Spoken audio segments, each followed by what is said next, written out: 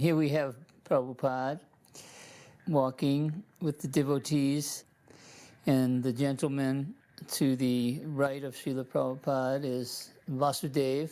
At this time he was Deoji Punja, and he was the prime mover of Krishna consciousness in Fiji in those early days. Srila Prabhupada was very affectionate towards Vasudev and his whole family, because here was an Indian gentleman outside of Iskcon, because Iskcon hadn't been officially established there in the country yet, and he was taking it upon his shoulders to propagate Krishna consciousness, and he had a distinct love for Srila Prabhupada, as you see from his body language. I had some business in Australia, Sydney, the rice business. From my office, I saw some people, devotees, shaved head with saris, kurta. They're distributing the prasad, chanting Harekrishna on the street. And I thought in my mind, who have changed these people? So I asked some devotees there, who is your guru and how you came to Harekrishna movement? They said, our guru is Prabhupada, and he is coming after 1 month. Then after that I asked the rice growers people in the office, these people are chanting Hare Krishna, and who are they? They're taking drug and they're chanting Hare Krishna. So I decided, let me go to stay in their temple. So I stayed 2 nights there. I saw early morning they wake up 3 o'clock, cold shower they take, and the arti and singing Hare Krishna mantra. Who have changed these people? So I decided to meet Prabhupada. Suddenly I have some business in Fiji, so I came back. Prabhupada came to Melbourne. Nandrani met Prabhupada in temple and asked Prabhupada when Prabhupada going to Hawaii. Nandrani asked, can you tell me also the flight number? So Prabhupada told devotees, tell them the flight number. So Nandrani got the flight number, and Nandrani rang to us in Fiji. So Prabhupada's flight is staying half an hour. Nearly 2,000 people came to greet Prabhupada. We had advertised in papers and radio. When the flight came there, jumbo jet, when I saw Prabhupada, I suddenly paid Dandot obeisances. And first question Prabhupada asked me, is there any Radha Krishna temple here? So I said, no, Prabhupada, there is no Radha Krishna temple. There are so many small temples here, but not Radha Krishna temple. So you build nice, in Hindi, Badhiya sa mandir banao, he told me.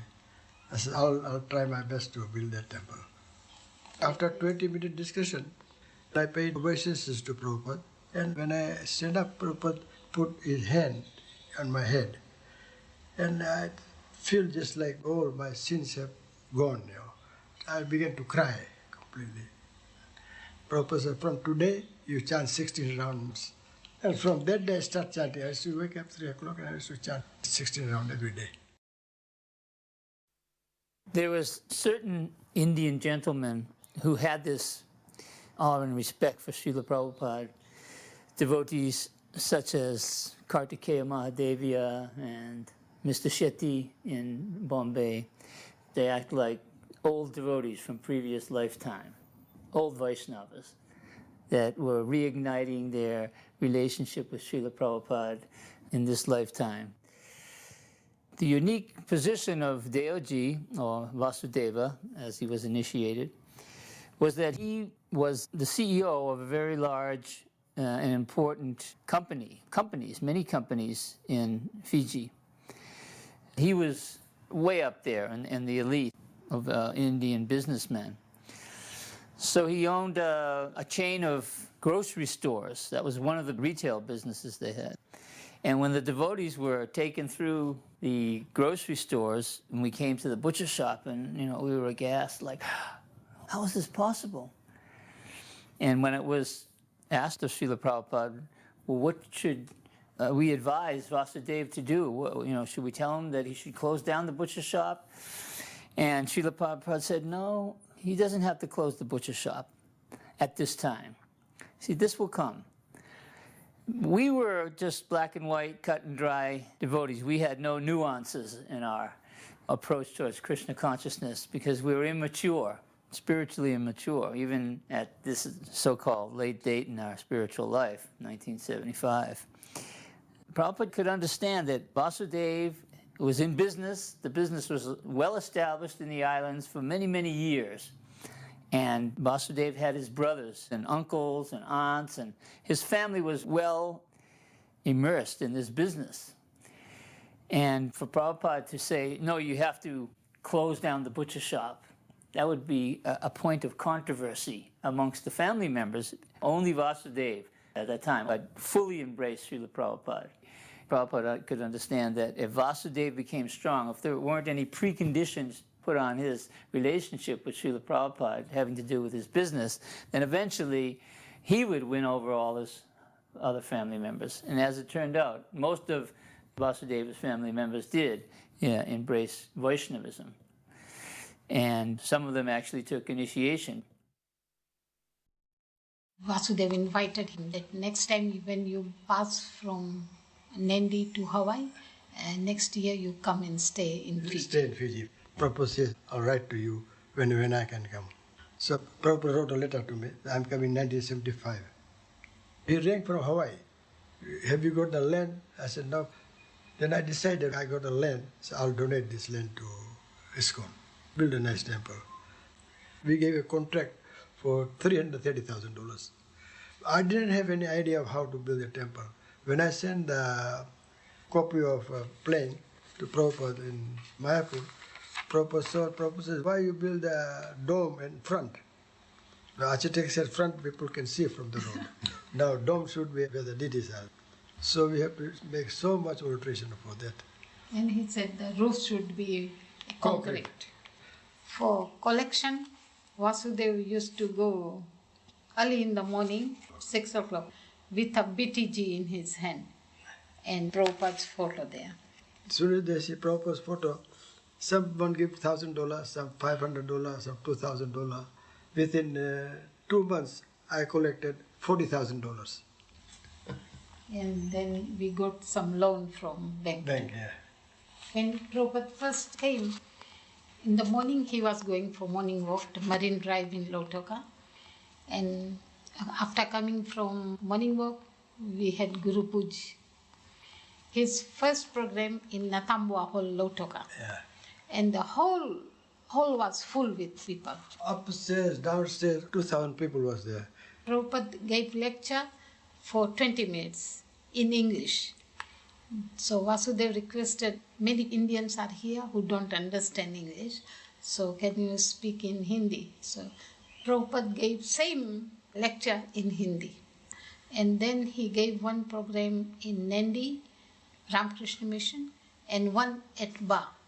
It was in theatre. I used to go every day to see Prabhupada at about 4 o'clock. When I finished my business, then I used to sit down with Prabhupada. And Prabhupada used to tell me about Bhagavatam.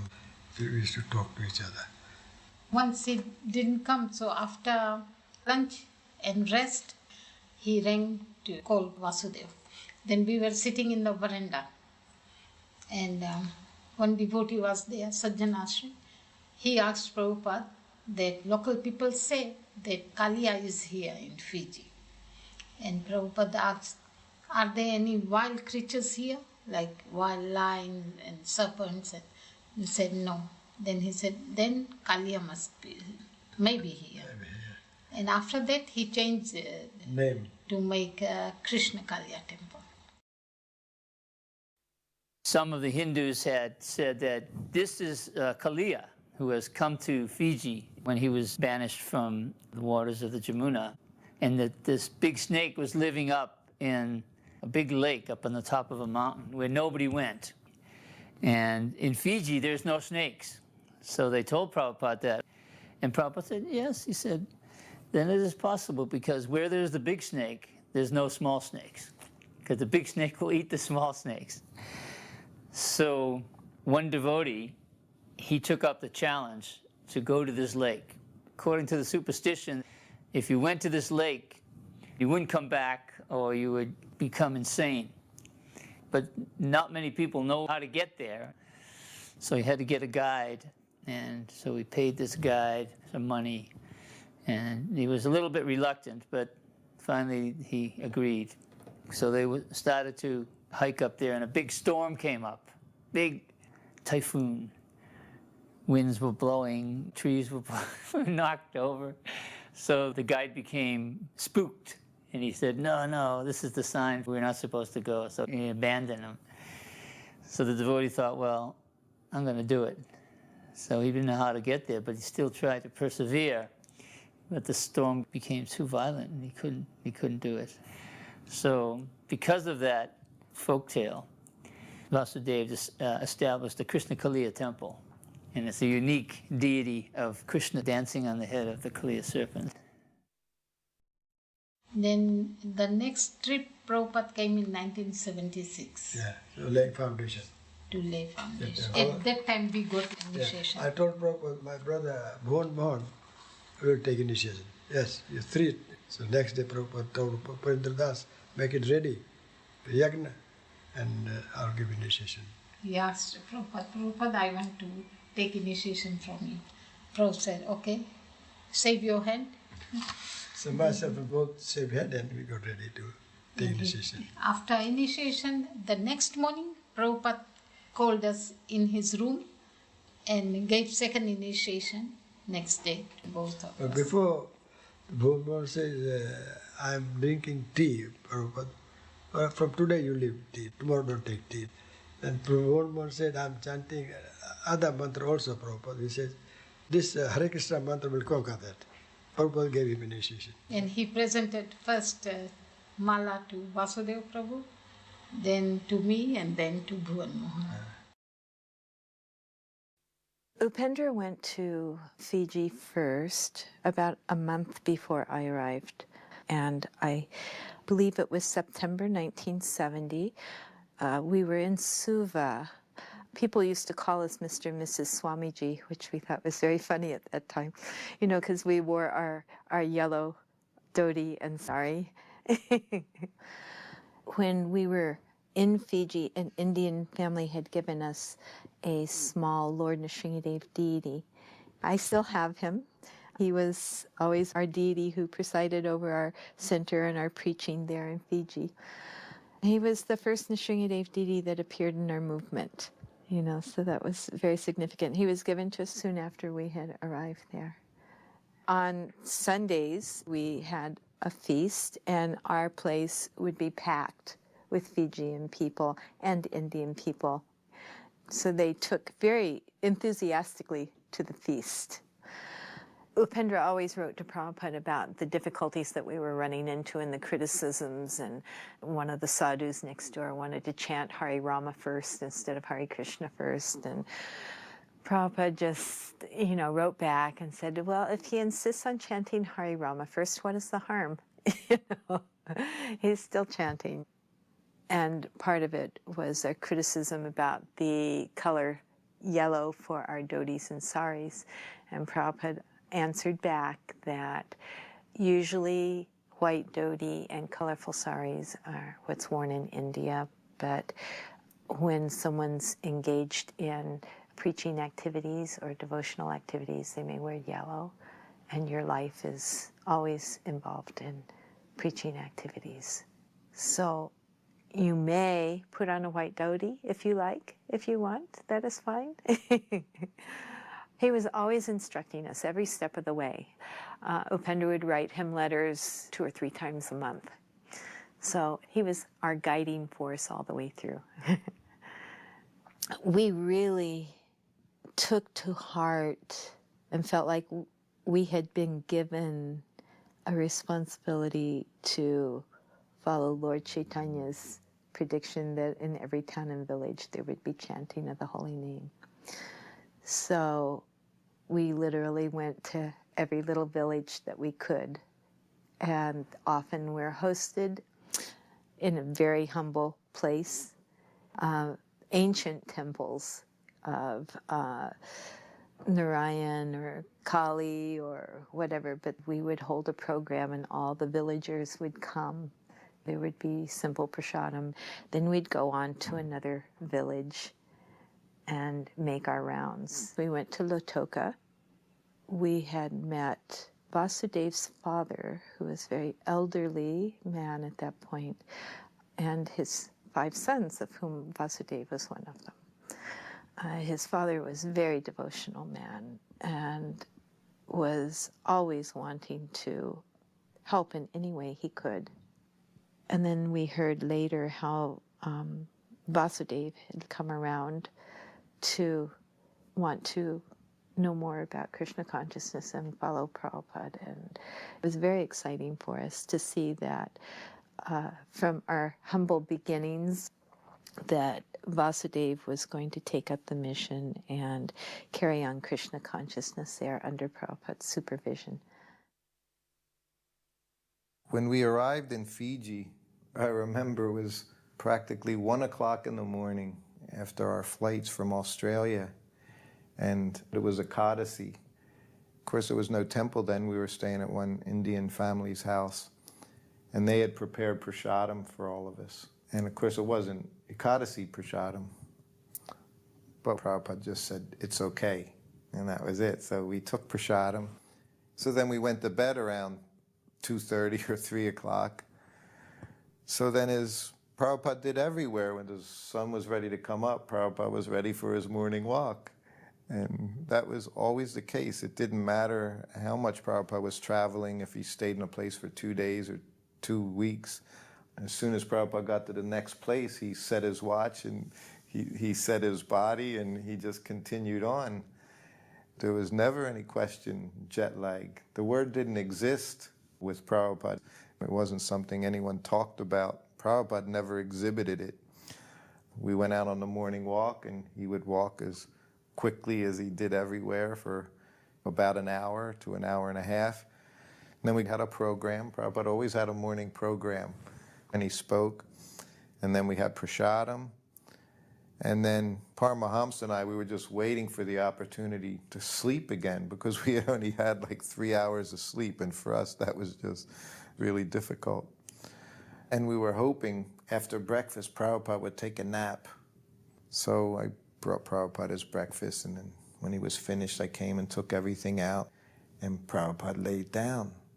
So, I went back, I said, Prabhupada's resting. So Paramahamsa and I, we laid down. Of course, we fell asleep. We were out. And Prabhupada maybe took 15 minutes or something, and he was up. So finally I heard a bell ring. So I went into Prabhupada's room, and it happened a few times where I would literally try to wake up as I was offering obeisances and exercise my eyes. So Prabhupada couldn't tell that I was sleeping. And I sat up, and as soon as I sat up, he said, why are you sleeping? Like dead men. Everyone's awake, the karmis are all working, but not the devotees. No, they're sleeping. He said, you're sleeping very soundly. Why are you sleeping? And of course, when Prabhupada asked why were you doing something wrong, I never had a response, because whatever you said, he would just take that apart. So I just said, oh, Prabhupada, I'm sorry. And what about Paramahamsa? Why is he sleeping? He said, call him in here. And he goes in, and immediately Prabhupada says, you're a sannyasi.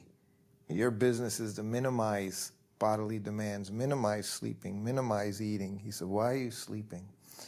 And Paramahamsa said, well, Prabhupada, I have jet lag. And I thought, oh no. And Prabhupada said, jet lag? He said, well, we just flew from here and done this. And Prabhupada said, so? He said, I'm also flying. I'm doing the same thing. I'm awake.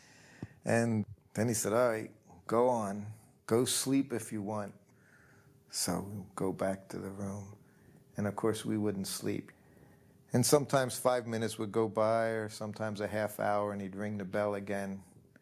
And you'd go in, and then he'd tell you to start reading, and he'd tell you some stories or something, and you would just know that he wasn't angry with you. He was always trying to save us from our own bad habits, and trying to show us that becoming Krishna conscious is serious business, and one has to follow the process. Otherwise, gradually one can fall away. But that was one of the things he would do after chastising.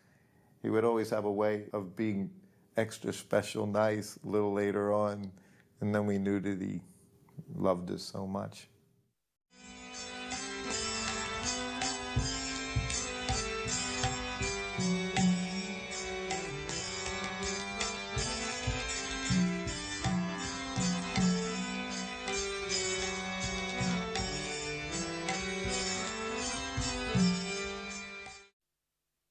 first time I saw Srila Prabhupada was in the LA airport. I think it must have been about 200 devotees went to greet him. We were a huge crowd and a loud kirtan, and everyone was pushing forward. And there was a space above the partition where the passengers were coming out, and you were able to see. If it was a tall person, I remember a Stetson hat came by and something else came by, and then we could understand, oh, is that? No, that's not Prabhupada. And we kept pushing forward more and more, and the kirtan was bigger and bigger. And then I felt someone pushing behind me, and I thought, that's odd because I'm at the back of the crowd. I was a very new devotee. So then I turned to look, and there were two businessmen behind me, sort of mid-20s, you know, suits and briefcases and everything else, but they were looking and looking to see who we were waiting for. Then suddenly we saw a danda raised above the partition, and we knew, oh, Prabhupada must be coming. So then Prabhupada came out, and we all paid our obeisances, and there was the most amazing feeling of like a tidal wave rushing through me from the very depths of my being and pouring out, and I just cried and cried and cried. And then finally, when I stood up to go and follow the devotees who were following Srila Prabhupada, I turned, and these two businessmen were standing there with tears pouring down their faces. It was such an amazing experience to see how they were touched just by a moment's association with Srila Prabhupada. Those times in Dwarka when he would come in through the right-hand curtain, he would bow flat, you know, down. The Govinda prayers would be so beautifully floating in the atmosphere. And then he would stand up and look at Gornitai with his hands folded. And he would do in front of Rukmini Dwarkadish the same thing. It's just the same things that we would always do. But when Srila Prabhupada was there, you understood the depth. I mean, you couldn't understand his depth, but your appreciation for Dandavats would increase unlimitedly by seeing Srila Prabhupada pay Dandavats to the deities. When we built the new temple room in New Dwarka, I remember the first time he came to visit there. That was the first time he ever looked me in the eye. And I was jumping so high just because he was there, and just because he's such an ecstatic personality, I just couldn't help jumping. And I remember him looking at me and looking a little surprised at how demonstrative I was. The day that we inaugurated the temple, it was Bhaktisiddhānta's disappearance. That day Prabhupada said, I'm not going to sit on the Vyasasan. He took Bhaktisiddhānta's picture and put it on the Vyasasan where he would normally sit. So we spent most of the day cooking and spending the day with Prabhupada. And towards the end of the day, we were reading the prayers that Prabhupada offered to his spiritual master, the famous Vyasa Puja offering. And Tamal Krishna started reading it, and he started crying. And so then he gave it to Brahmananda. And then Brahmananda started reading, and he started crying. He gave it to Gargamuni. And Gargamuni started reading, he started crying. And so in this way it was handed down to different devotees. And eventually, by Krishna's grace, we got through the reading. And then after that, Prabhupada had a kirtan, and Prabhupada was dancing with the devotees, just like Lord Chaitanya, surrounded by his associates. And Prabhupada held up his hands and just started dancing from side to side. I remember looking around, and everybody was up dancing and chanting and crying uncontrollably. Everybody was dancing and chanting and crying uncontrollably. Prabhupada put us directly into Chaitanya Lila. He was so powerful. You had a direct experience of Chaitanya Lila by his potency.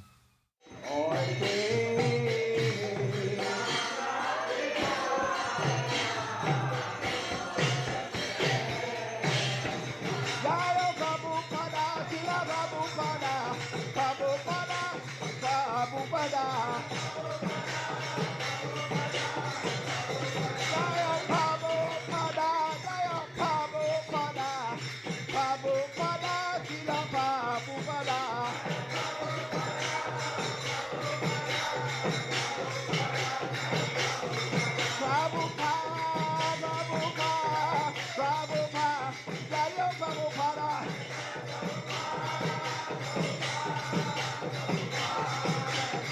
Jaya Jaya Prabhupada, Prabhupada, Prabhupada, Prabhupada.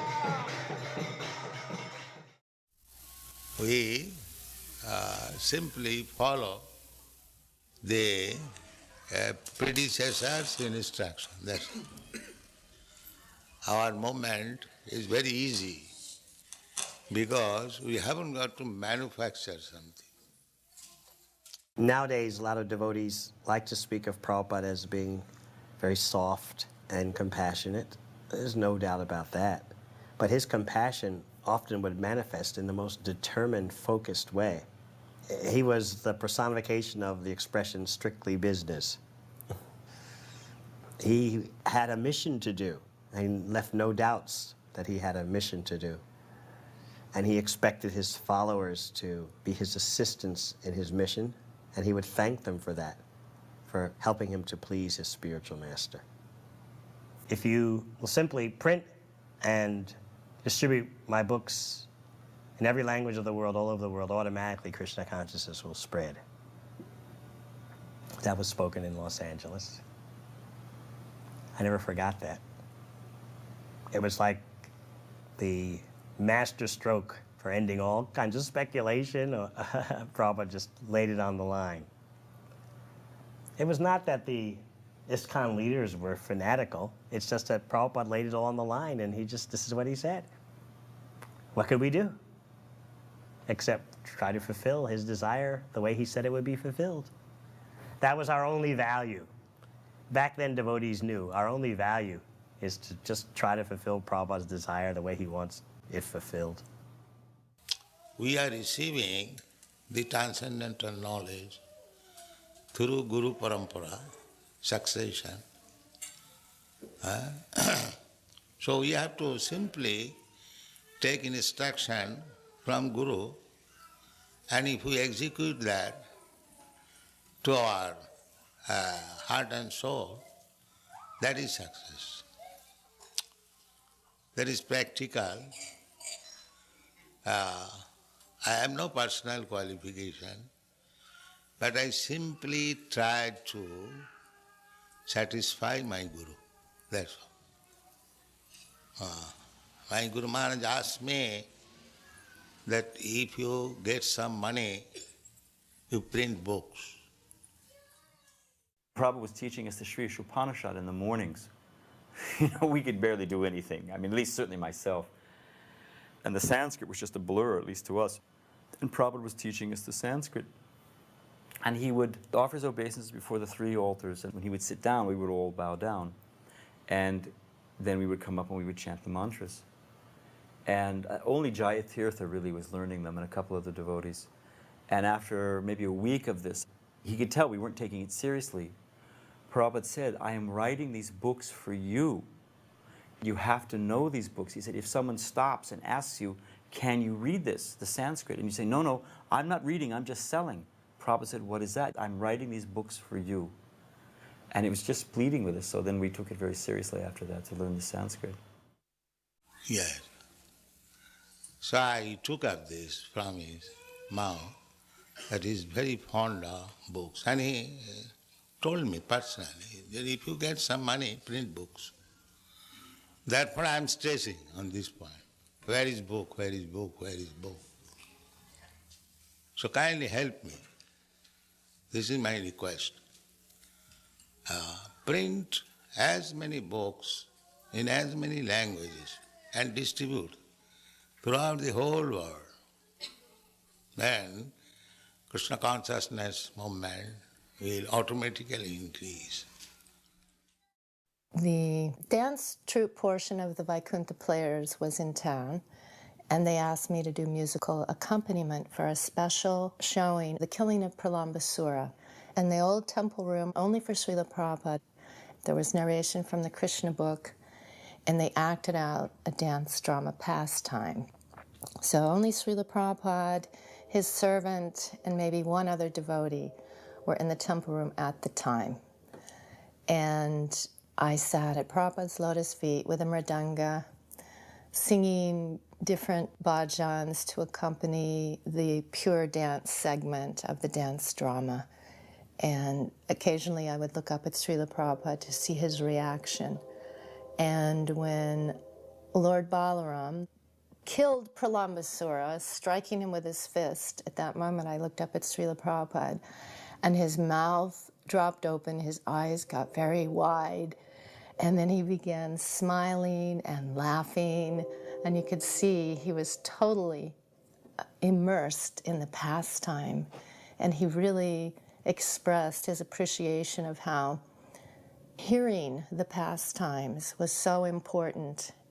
And that's what made this so special, was that the story came to life by hearing the words of the pure devotee right from Krishna book, and then the dance accompanying it. It happened on 3 different occasions. I went in and Prabhupada was reading Krishna book, and he said, if you just read this one book, you can be Krishna conscious. He said, you don't have to read hundreds of books, just this one book. And he had his glasses on, and I was sitting in front of him. Then he just looked at me and he said, you don't even have to read the whole book, just one chapter. If you just read one chapter of this book, you can be Krishna conscious. And I'm just nodding my head, yes, Prabhupada. But he just kept staring. And then he said, you don't even have to read the whole chapter, just one page. And he just ran his finger down the page. And then he's looking, and he said, you don't even have to read the whole page, just one line. And he ran his finger across the line of the Krishna book. And I said, yes, Prabhupada. And he's still looking. And he said, you don't even have to read a whole line, just one word. And he pointed to a word in the book. He said, just one word of this book, if you read, you can become Krishna conscious, because Krishna is in every word.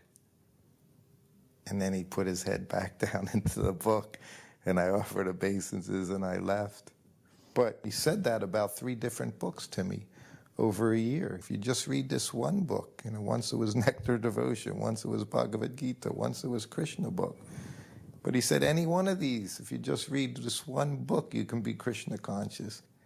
You can understand Krishna is in every word. And this is what Prabhupada gave us. Nobody else has given us this. This direct connection to Krishna through his pure devotee. Different people are coming to visit Prabhupada, so everybody's bringing Prabhupada something. So the first person comes in, gives Prabhupada a nice gold Omega watch, real gold watch. Prabhupada says, thank you very much, puts it on, takes the watch he had on, and gives it to whoever was there. Then another person comes in, gives Prabhupada a gold Rolex watch. That must have been at least $3,500. He takes off the gold Omega, gives that away to somebody, puts the gold Rolex watch on, thank you very much. Then another person comes in and gives Prabhupada a Seiko, the cheapest of all 3 of them, right? Maybe it was a $100 watch. Prabhupada says, oh, takes the gold Rolex, gives that away, puts the Seiko on, thank you very much. You can see, Prabhupada was simply accepting on behalf of Krishna. Nothing like, oh, wow, save this one for me or put it in my drawer. Nothing like this, just whatever you're giving is, I'm taking on Krishna's behalf. You would see that in Prabhupada all the time, No mundane attachment. I was making pillowcases and curtains and bed covers. There's also one pillowcase I made with tassels on the end, and Prabhupada's leaning against that and playing with the tassel. Prabhupada watched me cleaning, particularly his desk. He would sit behind the desk, and I would take all the things off the desk, wipe the whole desk, and then wipe each article and put it back exactly where it was before. And Prabhupada really liked that. He told me, it is very nice how you're cleaning and putting things exactly the way it was before. The first time that Prabhupada came to the new Los Angeles temple, it was done so nicely with all the marble, all the decorations, flowers being showered down and playing Jamuna's Govindam. And then Prabhupada went up to his apartment. Bhavananda had done the painting, blue walls, the white ceiling, and the orange curtains. That was the standard.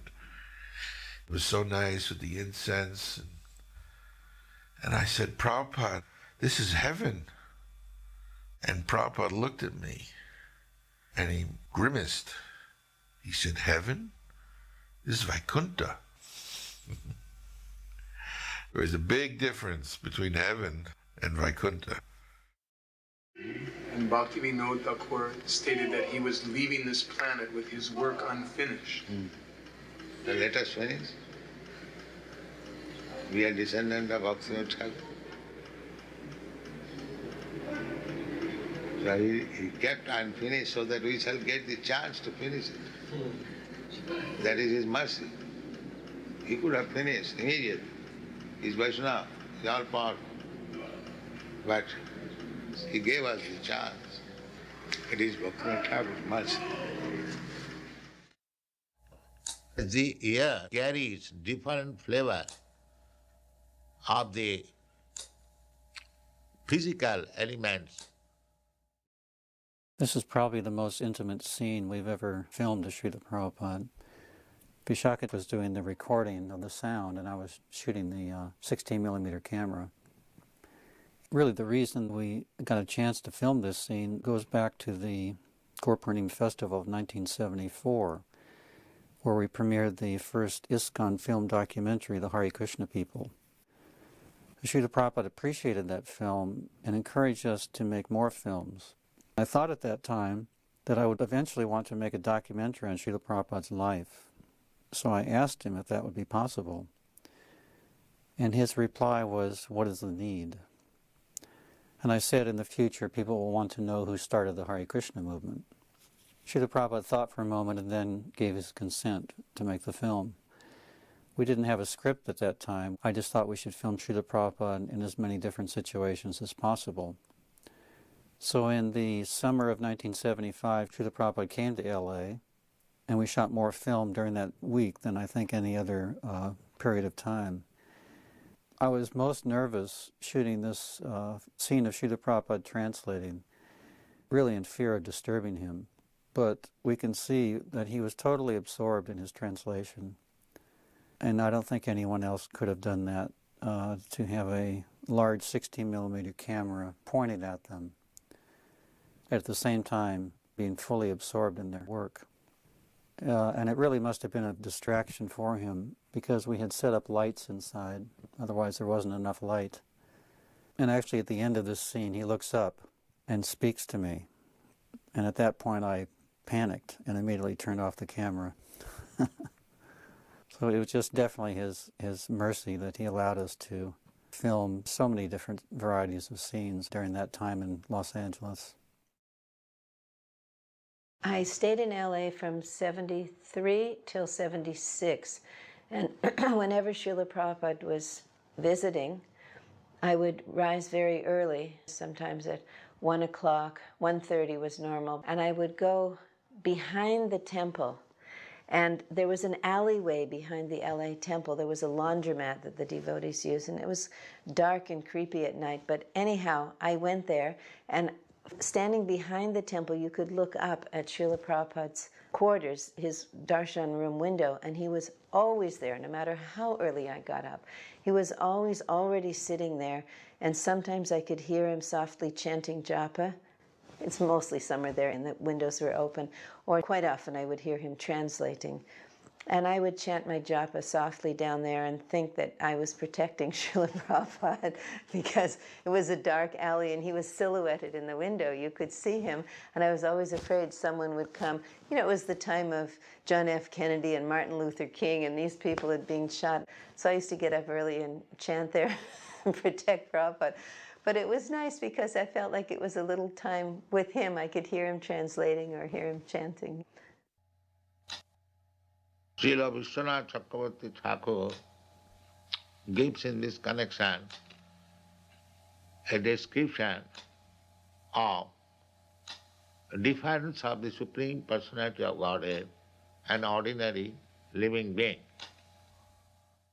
The first time we were in Los Angeles, Srila Prabhupada went down there from San Francisco. This is in Los Angeles, 1968. And at that time, we joined him. Prabhupada was living in this apartment that was so noisy.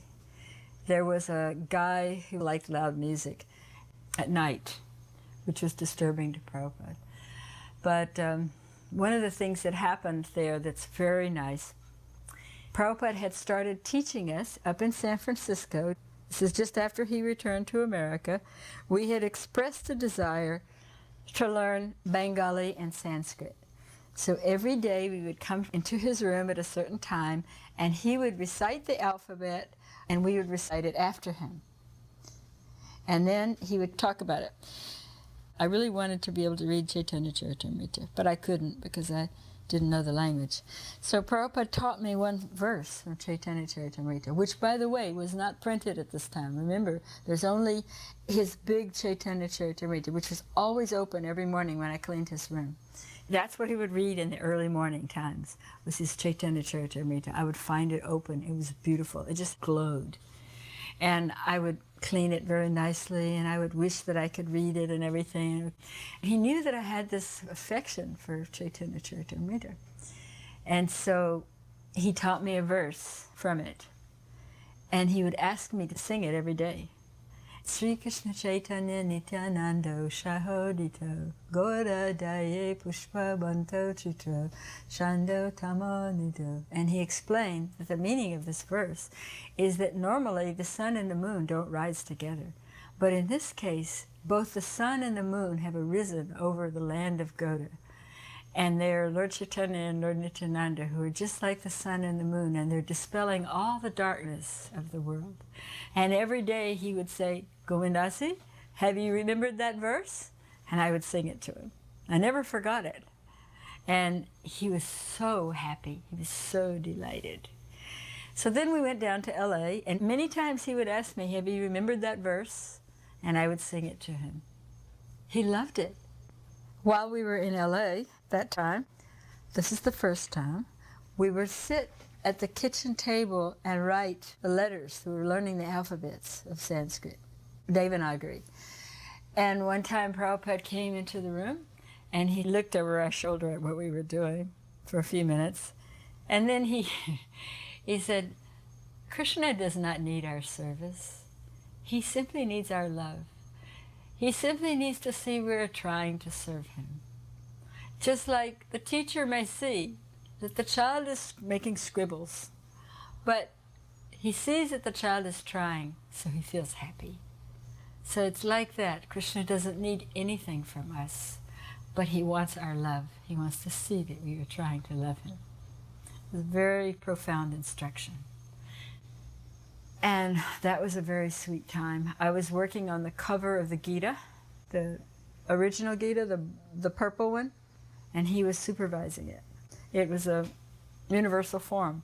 It had a lot of arms, but Macmillan took them all off. But the drawing that Prabhupada had me do had lots of arms. So Prabhupada would come in, and over my shoulder he would guide me in doing that. When Prabhupada took a nap, I would sit quietly and read. The books that Gursinder had gotten were the Chaitanya Charitamrita. They were done by an Indian. They were the only Chaitanya Charitamrita in English prior to Prabhupada's.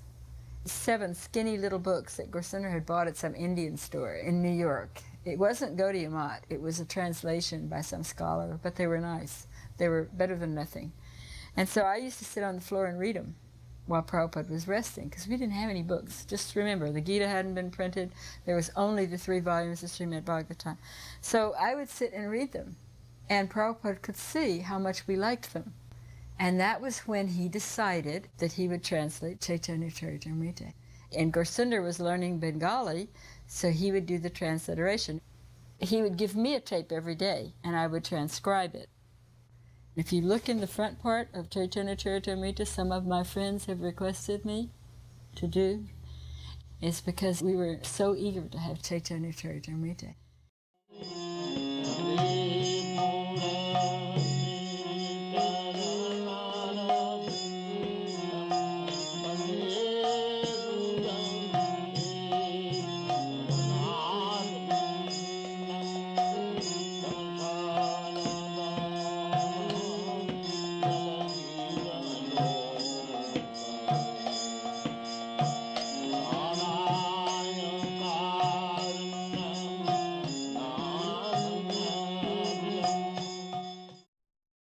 course, it was difficult to get on Prabhupada's morning walk.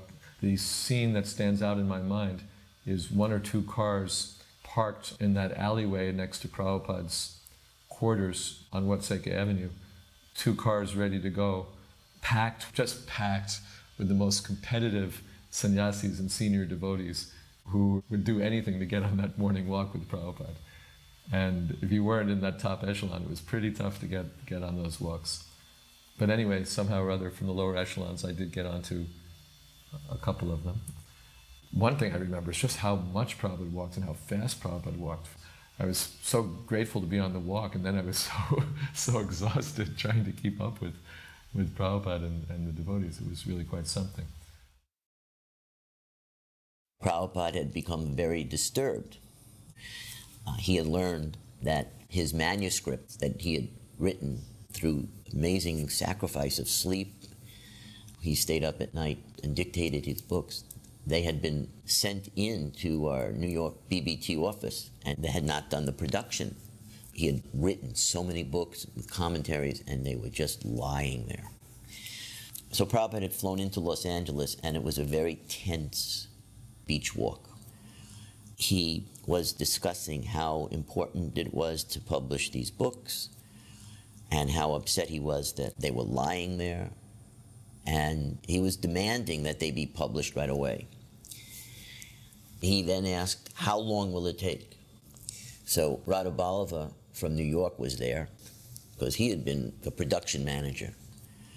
So we pulled ourselves back, and we discussed, how long will it take you to get me the book so I can send them to the printer? And he told me that he thought we could do 1 book every 2 months. I mean, at this point, we were doing 1 book every 4 to 6 months. So we went back into the walk, we caught up again, and we told Prabhupada, we think we can do 1 book every 2 months. So Prabhupada turned around and said, I want all 17 books done in 2 months. I just blurted out, Prabhupada, that's impossible. At that point, Prabhupada stopped walking, and he had a cane, and he planted it in the sand. And he turned around and looked at me very gravely and said, impossible is a word in a fool's dictionary. And there was complete silence. We were all stunned. We were just completely stunned. Here's Prabhupada, perfectly in touch with Krishna, telling us that this can be done. It seemed to defy the physical laws as we knew it. So after some very long moments of silence, Prabhupada started walking immediately, and the senior devotees, they just turned and started staring at me, like, so what are you going to do? So this was a matter of just absolute blind faith. Either you believed or you did not believe. It was that type of moment where you commit. Never mind what your intelligence is telling you is possible. So Radha Ballava and I kind of fell back again, and we just started talking again. We have to do this. This can be done. And all of a sudden, we started coming up with ideas that we hadn't thought of. And we just started getting ideas of different parallel production lines and turning the production lines into 24-hour production lines with 2 or 3 shifts, and recruiting devotees from all over to help us with this, and on and on and on. And this was all happening in the span of just a few minutes. We were just being flooded with these ideas. And we both realized that in order to do this, we all had to be together in one central place. And it seemed more logical to do it in Los Angeles. We have the housing for everybody, and we can expand easily. So then we caught up to the walk, and we said to Srila Prabhupada, if we're going to do this, we have to move the entire BBT division from New York to Los Angeles. The art department, the production, everything. And Srila Prabhupada approved that. He said, fine, do it immediately. And we started. I was a very fast typist in the composing department, so they were trying to round up any of the past composers to get them all on board. And they flew me out from New Vrindavan to Los Angeles. I tell you, that was so nectarian that because of the support system that Ramaswar set up, a family was designated to cook or to maintain that devotee, do their laundry, feed them, because we were staying up in the nighttime, kind of irregular schedules, just to keep it round the clock, all the composers, the composing machines filled up. I saw as the days went on in typing this nectar from the Chaitanya Charitamrita, the pastimes, the loving relationships between Lord Chaitanya and the devotees, that it was so sweet. I was able to just go beyond whatever limits I had before. And I was up all night and day practically. Just stopped to chant and to eat and sleep very little. And in fact, on one morning walk, Radhavallabha had said to Prabhupada, Prabhupada, there's one Mataji who is practically not eating or sleeping. She's just typing all day and night. And Prabhupada said, yes, she is running on spiritual energy. He was speaking about me, as he told me later. So the 17 books got published. The last book came out probably on the last day of the 2-month cycle. And we called the secretary and we told him, it's done. We gave up everything and somehow it happened. And this is a very happy time. Everybody's feeling that there's nothing we can't do now. We can spread this movement anywhere in the world. There was no limitation on anything. That's how we were all feeling. Not just the devotees who immediately were involved, but devotees all over the world were feeling that there are no material restraints or limitations. And so it was really a great moment for everybody to just expand their book distribution and their convincing people to join the temples. It was just one of those great times.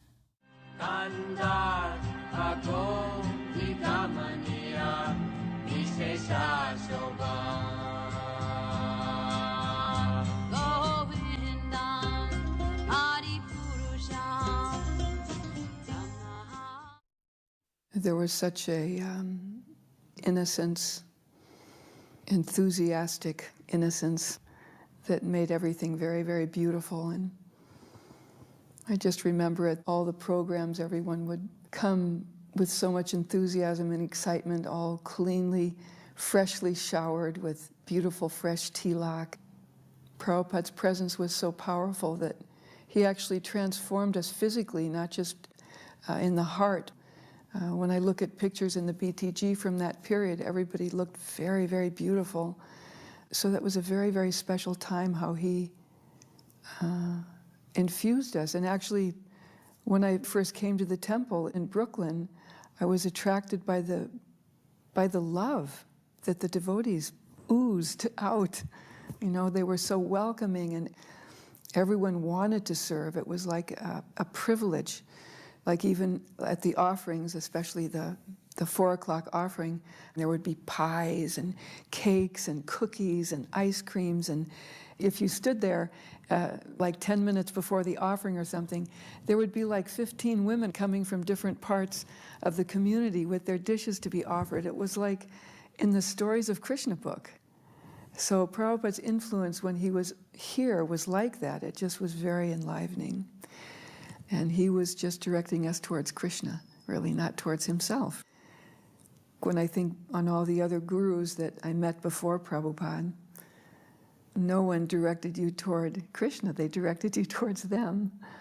That was the uniqueness of Prabhupada, and even now, after all these years, the other gurus are more so-called famous, really, than Prabhupada because they directed people towards them, whereas Prabhupada directed us toward Krishna and was very humble.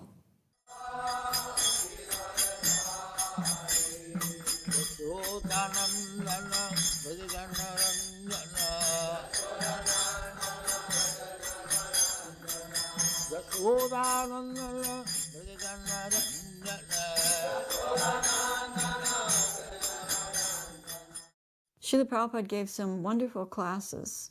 The one I remember the most was a class in the new temple room where Srila Prabhupada said, Krishna says in Bhagavad Gita, among thousands among men, one may endeavor for perfection, for self-realization.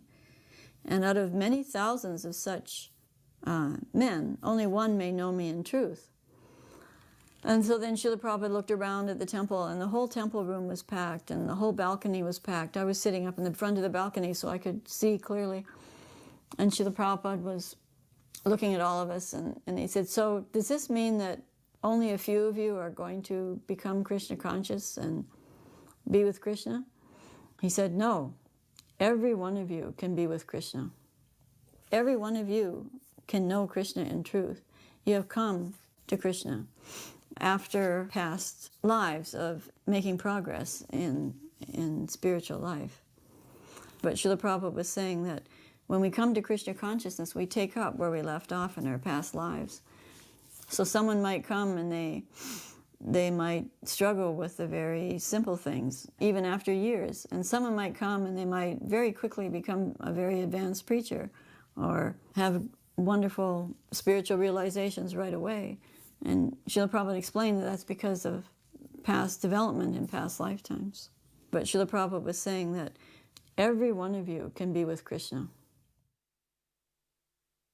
Prabhupada was coming to Los Angeles. We lived in San Francisco. I went down with Jayananda and would spend a few days in L.A. while Prabhupada was there. And Prabhupada had the habit, of course, of coming down those stairs and then coming out that side door and then getting into his car and going for a walk. And so the devotees would kind of hang out there just so they could get a glimpse of Prabhupada walking to the car. So I got there early one day. I wanted to be right there in front and see Prabhupada. I was there, nobody else was coming. It was cold, and I was scantily dressed, just my dhoti and no shoes. And so I'm thinking, where is everybody? This is going to be fantastic. Prabhupada can't miss me. I'll be the only one here. He's going to come out and go on his walk. This is going to be so far out. But it started getting later and getting close to class time. I'm waiting out here. I'm not even going to get in the temple room, basically. So I finally think that, well, Prabhupada's not coming. I got to get over and get into the temple for class. So I start making my way in to the temple, and it's like packed. And Donavir comes over to me and he says, do you want to put sandalwood pulp on Prabhupada's forehead? And I said, sure I do. So that got me right into the temple. So Prabhupada comes in and he greets the deities and sits down. And I guess somebody urged me, okay, now it's time to do that. So I got up there and stood in front of the Vyasa-san, and Prabhupada leaned forward, and I put the sandalwood pulp on his forehead. And all I can remember was like sticking my hand in a wall socket or something like that. It was just like, it was electrifying. I don't know why. It was probably just all in my mind that this is Prabhupada and this was just really special. That was a special incident. And that was all. I just sat down and listened to class after that. One time, Rameshwar Prabhu called us all into the temple room for an emergency istigosti one evening and told us that Śrīla Prabhupada was in Hawaii, but he was very, very ill, and he was coming to Los Angeles that night, but no one should go to the airport and greet him. We should be very quiet around the temple. No one should try to ask for darshans or anything like that. Prabhupada was ill and he was coming to rest. We wouldn't see him at all. So at the end he asked for questions. Now my only service to Śrīla Prabhupada, a direct service, was to make these cookies that he gave out to the children. So I raised my hand and asked, well, should I make the cookies? And he immediately said, cookies? I've just been telling everybody that Śrīla Prabhupada's so ill. You think Prabhupada's going to give cookies to the children? And I just felt so bad. So then I went home and I was crying like anything, telling my husband, but it's my only service to Śrīla Prabhupada. And I guess to pacify me, he said, never mind, service is absolute. So you go ahead and make the cookies and bring them over, just as you usually do, bring them to Guru Puja, and later you could offer them to a picture of Śrīla Prabhupada and distribute them in the playground to the children. So that pacified me, and the next morning I got up early and I very carefully made the cookies, and I set them out in a beautiful silver plate, and I brought them over and tucked them behind the Vyasa-san. And nobody expected Srila Prabhupada to show up for Guru Puja. We knew he had arrived in the night, but we knew he was very ill. And just before the curtains were to open, suddenly the door to Srila Prabhupada's quarters opened, and there was Srila Prabhupada, looking so ill, and he was being held up by two people. And the curtains opened, and they laid him down to pay full dandavats in front of Shri Gornitai. Then they had to pick him up again. He was so weak, and they helped him again in front of Rukmini Dwarkadish and laid him down again, up and again in front of Lord Jagannath. And by that time they were back at his door to go back to his quarters. And Srila Prabhupada said, no, there should be Guru Puja. And so they helped him up to his Vyasasan. And so we had a very short Guru Puja. And then they climbed up to help him down, and Srila Prabhupada said, no, there should be class. And so then Srila Prabhupada gave class, and I remember that even though he was speaking into the microphone, you could hardly hear him because he was so weak, and he was sitting with his head, all like fallen forward. He was so weak. So then again, after a short class, they went to help him down again, and Srila Prabhupada said very audibly into the microphone, no, where are the cookies? The children are waiting for their cookies. And I went, oh, I've got the cookies. And I ran and brought the cookies. I was so happy. Srila Prabhupada remembered the children. He was so ill, but he had that heart for the children.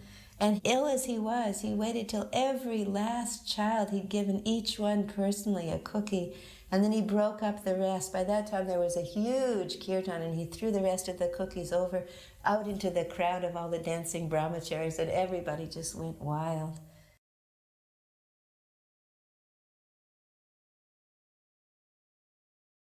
There are so many different sides of Prabhupada, and qualities and characteristics. You couldn't count them all. And you always felt that Krishna was there speaking through Prabhupada. Prabhupada was giving gifts to Krishna. Very divine things were happening right in front of your eyes that you knew it was taking place, and you were just a witness to it. So in these scenes, as I recall, Prabhupada, he had visions of building temples, and they involved the transfer of funds. American BBT had become very successful, and Prabhupada had a formula from the very beginning. 50% of the money will be used for books, and the other 50% will be used for building temples. We had considered those buses as temples, traveling temples, so we were allowed to do that.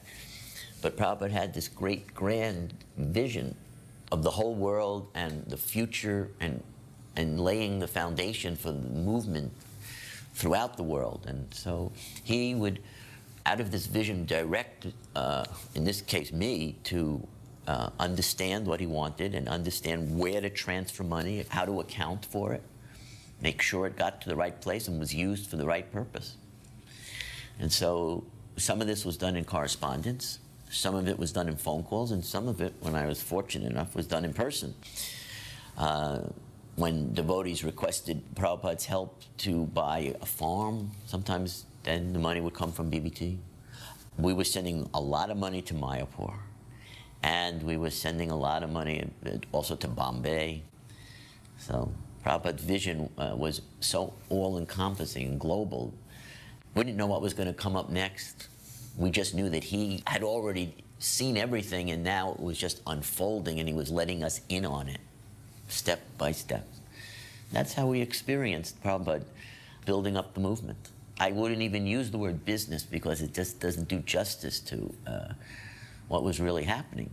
This great grand vision, and Prabhupada just directing like a conductor in an orchestra, all the pieces to fall into place gradually. But he had already seen it when it's full composition and grand performance, and we weren't there yet. Prabhupada already saw it completed, and he just got that sense that you were dealing with Prabhupada, and past and present and future just blended together. I had gone to America to form a little collecting party for Mayapur. So in Los Angeles, Prabhupada had arrived from somewhere, and he was up in his quarters, and most of the devotees had gone out on chanting on Sankirtan. And I was staying in a room opposite the temple, and I was looking out at the temple and at the dusk, you know, with the evening star, and I was thinking, geez, I'd like to go up and see Prabhupada, but I don't want to just kind of burst in on him. And just as I was thinking that, Upendra came walking out of the temple across the street, and he looked up and he saw me and he was waving me to come. I opened the window and he said, "Oh, Prabhupada wants to see you." So I went up to see Prabhupada, and it was very sweet, very quiet, and Prabhupada wanted to know about Mayapur, and we were talking about Mayapur, and he was saying how he used to visit the Chaitanya Mat, but it was very difficult for him because when he visited the Chaitanya Mat, he'd have to stay in the room with all the brahmacharis on a choki bed, and he said their noses were always working. He said, "This world is a horrible place, but Lord Krishna said to me, you come down and write those books." And I said, "Oh, I do not want to go there. It is a horrible place." And Lord Krishna said, "No, no, you come down and write those books. I will take care of everything." And I said, "No, no, I do not want to go there." But he insisted, "You come down and write those books. I will take care of everything." So he said, "You just see how Krishna has taken care of everything for me." That was a great revelation, an extraordinary thing that Prabhupada was saying. And I looked at Upendra and he looked at me, and it was just like electric, the atmosphere. Prabhupada would have a group of devotees come and sit, and Shyam Sundar would tell the different philosophies of the different philosophers for the philosophy book to be compiled. So while we were waiting for the class to start in Prabhupada's room, I was sitting right in front of Prabhupada's desk, and Prabhupada was sitting at his desk, and I was chanting my rounds, and I was chanting very nicely and very attentively, and I was pronouncing very properly, and I was chanting out loud. And I was chanting Hare Krishna, Krishna Krishna, Hare Hare, Hare Rama, Rama Rama, Hare Hare, again and again and again. Prabhupada had been very quiet, and at a certain point, Prabhupada raised his voice, and just from total silence, Prabhupada said, "No sound," and raised his hand up in the air with his palm probably about 2 or 3 inches from my face. And all my pride in trying to please him by my nice chanting was just totally shattered. What I understood from that is that one shouldn't make a show of their chanting in front of the spiritual master. You're supposed to chant on the side, not showing off, chanting for your own purification and calling out to Krishna to please engage us in his service, but especially not to make a show of our chanting. Mahaprabhu, they have already taken 1.5 lakh from me. Now Gopal Krishna in India requested that BBT give him a loan of $160,000 in India just during the Mayapur festival. He requested a loan from a US BBT for $160,000, which would be used to construct the second residence building. How will you pay back? His plan was that the American temples would purchase rooms, and over a period of 4 or 5 years, they would pay that money back. So is that still approved by you, by your Divine Grace? Yes, I know that. The only thing is that we will have to delay the loan, because for the next 3 months, all our money will be used to print these 17 books. Castable books, then loan. However, we cannot hold up printing, that is not possible. This you must always keep in view. We are not going to, the surplus money we are going to pay. Not that at the cost of stopping printing. You must always keep it. When you require money for printing, there is no question of loan or temple business. This should be our.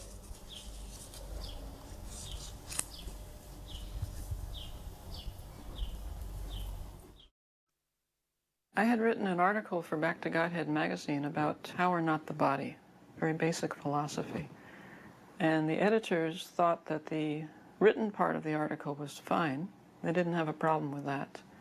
But they questioned my illustration for it because I more or less dissected the human body into different parts, the head, the chest, the legs, the arms, and tried to point out how we're not these different parts. And the editors felt it was too anatomical, and they didn't really want to use it. But they thought that since Śrīla Prabhupada was there at the time in Los Angeles, I should ask him his opinion. So I went up to Prabhupada's room with a mock-up of the article showing the illustrations, and I explained to him the concept.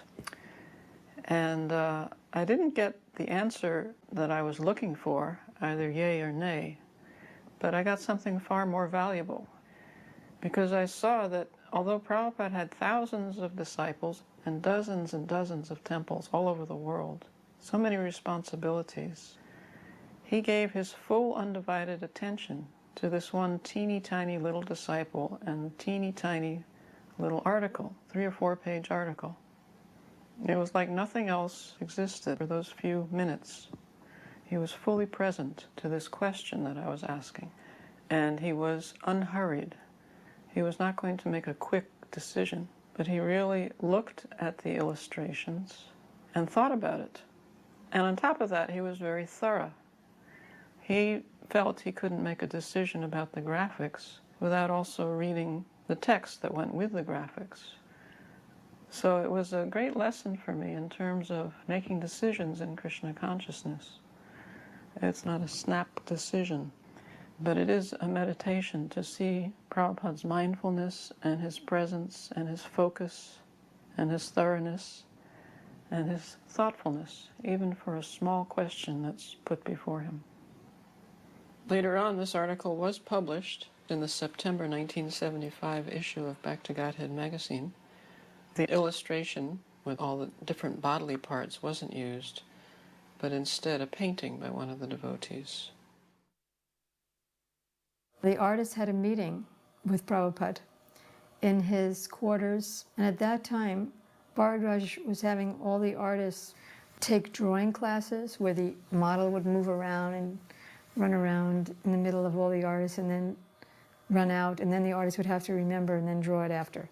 So I just couldn't relate to all these drawing classes, partly because it was too difficult for me. So we wanted to ask Prabhupada whether he actually approved of these drawing classes. So during this meeting, Parikshit Prabhu was asking Prabhupada about the classes. And Prabhupada answered, yes, morning and evening classes we should have.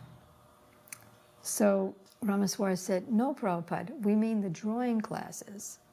So Prabhupada said, but I mean the morning and evening Shastra classes. The real technique of any art is hearing and chanting.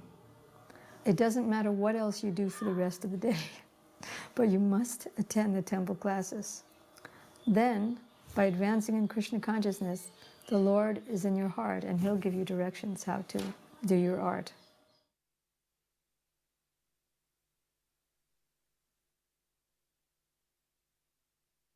The 1st of October 1972 is when I got married to Jayatirtha. This was the first marriage in New Dwarka that we didn't actually get married in the temple room because some devotees were getting married and not taking their vows seriously. And Prabhupada was getting a little disturbed about that because they were getting married and then they were leaving the movement or they were leaving their partner. So Jayatirtha had been married once before and his partner had left. And so Prabhupada said, no, you can get married, but not in the temple. So we got married in Nandarani and Dayananda's garden down the road on Watsika. And there were 3 couples that got married at the same time. So we invited Prabhupada to come because he was in New Dwarka. And Prabhupada wasn't feeling that well that day, so no, he didn't come. But he said to bring him prasadam.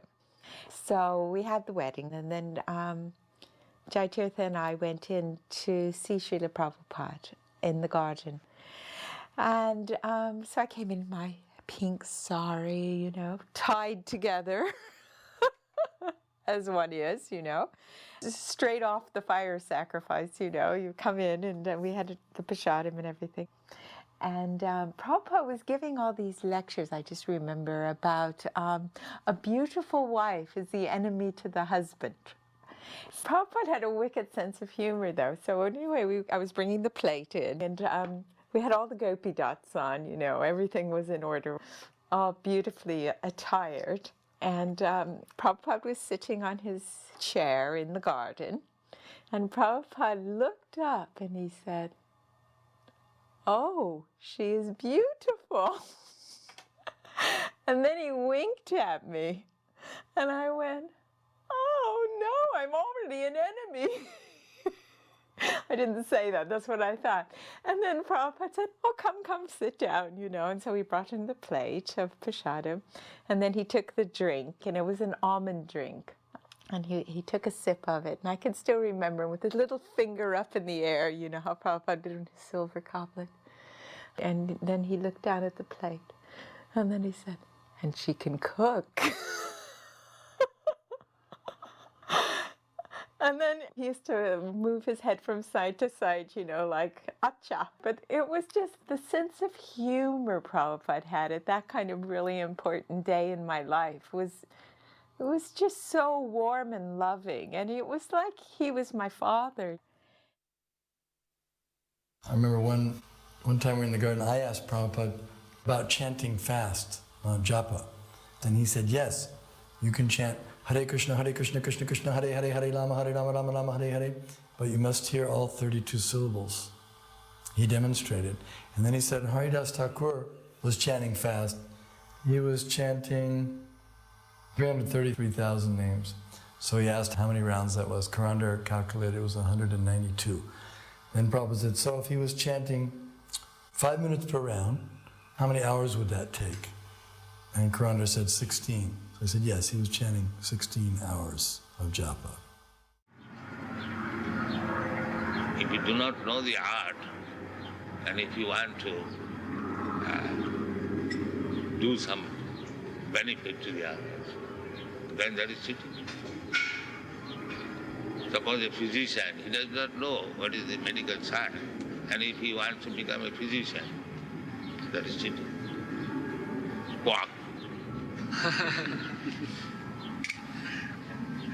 I hope through the study that I'm doing with the devotees and the book that comes out of it that it will help them not be cheated any longer and show them the right way. Yeah. He's advising his patients that they should chant Hare Krishna and come to the temple. Then it's well. Then you are friend. Another thing I would like to do is go to Gurukul and test the children and show what NBC did was very false and unfair. On television, they did a very bad story on Gurukula. Yes, then they cheated. He wants to cheat and get some money. That's all. He wants to because the whole so-called human society is combination of cheater and cheated. So anyone who is acting without Krishna consciousness is a cheater. And anyone who is thinking himself advanced without Krishna consciousness, he is cheating. This is the basic truth. I mean Krishna consciousness, God consciousness. Without God consciousness, everyone is cheated. We were walking right along the shoreline, and Prabhupada was talking about the pebbles on the shoreline, that we are like those pebbles. He said, Tatastha Shakti means in the margin, and turn toward Krishna or away from Krishna. Sometimes the pebbles are covered by the water, and sometimes they are uncovered. He made it sound like it was almost very random. But he said that's similar to the position of the living entity as marginal energy. For him, the Tatastha region wasn't an area in space or something. It was the attitude of the souls. The jivas form the Tatastha Shakti. They have the capacity to turn toward Krishna or away from Krishna by nature. And that is the meaning of this marginal energy. On one of these walks with Dr. Judah, Śrīla Prabhupada was explaining that the way to become Krishna conscious is through the practice of devotional service, of sadhana. And that if you don't practice getting up in the morning, going to arti, chanting, shravanam, kirtanam, all the various ways to practice devotional service, then there's no question of you becoming Krishna conscious. You can't become Krishna conscious without engaging in the activities of devotional service. And so I made some kind of comment, some kind of foolish comment came out of my mouth about the importance of this or that. And Śrīla Prabhupada turned around and told me that he had been explaining this to me for 100 lifetimes. And all the devotees went, oh, as if that was a compliment, that Prabhupada had to come back 100 times to save me from ignorance. But Prabhupada actually meant, at least I took it in a way, that this is how foolish you are, that after 100 lifetimes you're still not getting the message that Krishna consciousness has to be practiced. One time on one of these walks on Venice Beach, I said to Śrīla Prabhupada, because you always want to say something that Prabhupada would appreciate. I said to Śrīla Prabhupada, it seems to me that since you've come here to Los Angeles, the deities are looking even more beautiful. And Prabhupada was walking, and after a few moments, Prabhupada said, that is my anxiety. And he didn't say more than that. He just kept walking. And naturally, I'm puzzling, that is my anxiety. And then after a few moments, Prabhupada said, that is my anxiety, that when I am no longer here, you will neglect the deity worship, and then everything will be finished. Can you say like that, any statistics that nobody has? Maybe we have not seen him or has seen God. That is quite possible because we have not scrutinizingly studied all the men of the world. Yes. Then how you can say nobody has seen? You have not seen the man who has seen him. So the man he will not admit his fault. He will accuse others. Nobody has seen God. Why? You may not have seen, but why you say nobody has seen? You have not seen that person who has seen God. Therefore you say like that. So those people who wrote the Bible did not see God.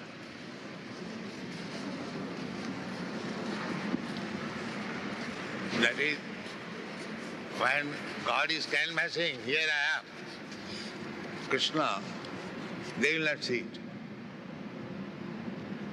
And still they accuse nobody has seen. Krishna Kirtana Gala Nartana Paravu Prema Megambani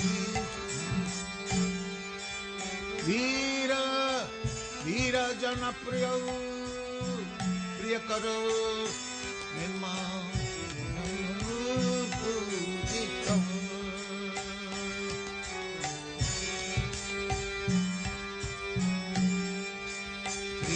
Chaitanya Charitamrita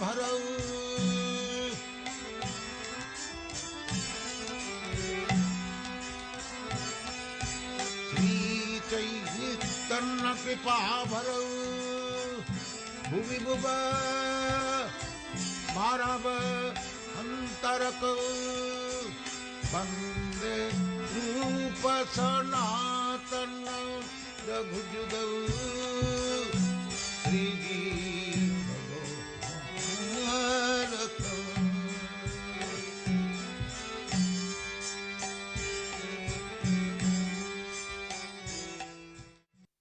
Get the deities ready and all, and then the frankincense and myrrh was just bellowing up, and then the temple room was ready, and Govinda prayers start, and the doors open, and Prabhupada just kind of swanned in, you know, just with so much dignity and majesty. And then he would just pay his obeisances to the deities. And it was an extraordinary when you were a pujari and he would just be there and you would be just doing your arti, but just totally conscious that Prabhupada was right behind you as well. And what an honor it was. And it was something that I just absolutely loved, dressing the deities, and actually every aspect of deity worship was something that I just kind of fell into, and it just became natural. And one day Prabhupada came and he was standing by the deities. I could just see out of the corner when I turned around. He was really looking at Krishna. And I just really felt that he was seeing Krishna, because of course he was seeing Krishna, and we believed he was seeing Krishna as well.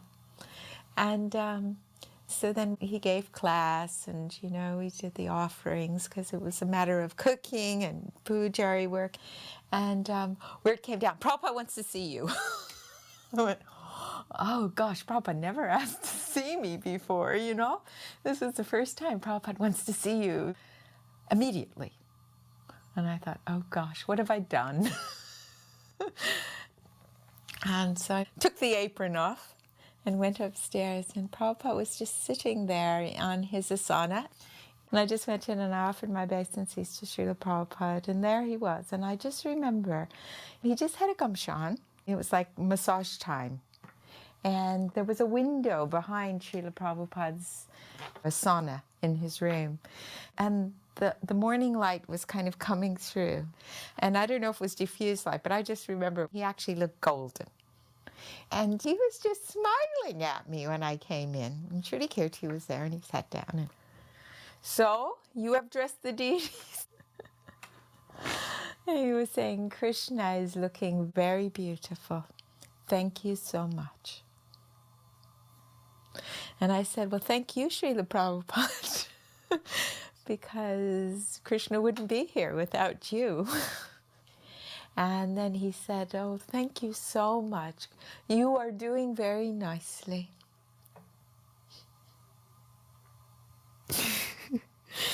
He was just so merciful. And then he said, always serve Krishna. And this life will be perfect. And the next will be perfect because you'll go back to Godhead.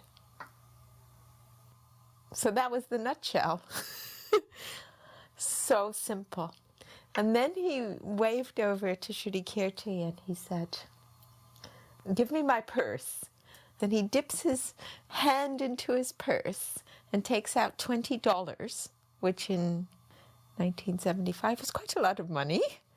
And he hands me the $20 and he said, this is for the deity worship. And I said, oh, we'll use this for the new outfit, Srila Prabhupada. And he said, very good. Very good.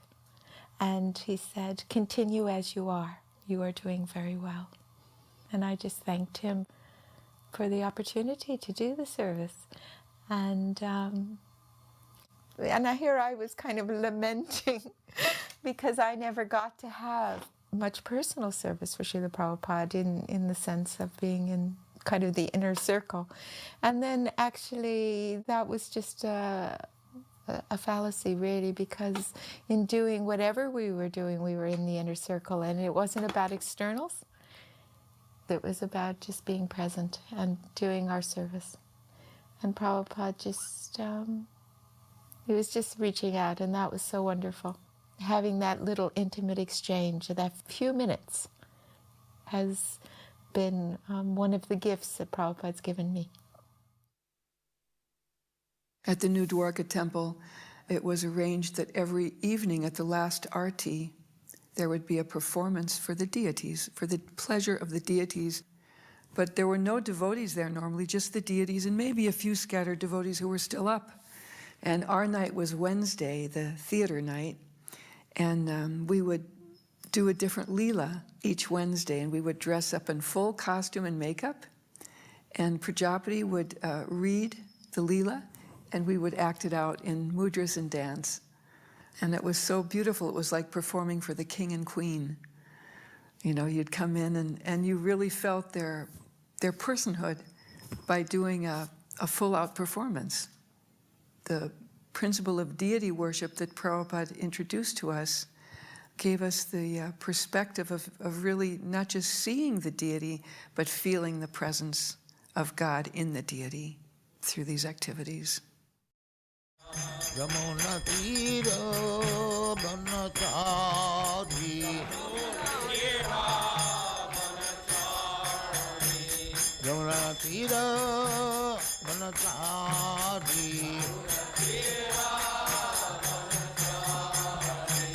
Jaya Radha Madhava Kunja Bihari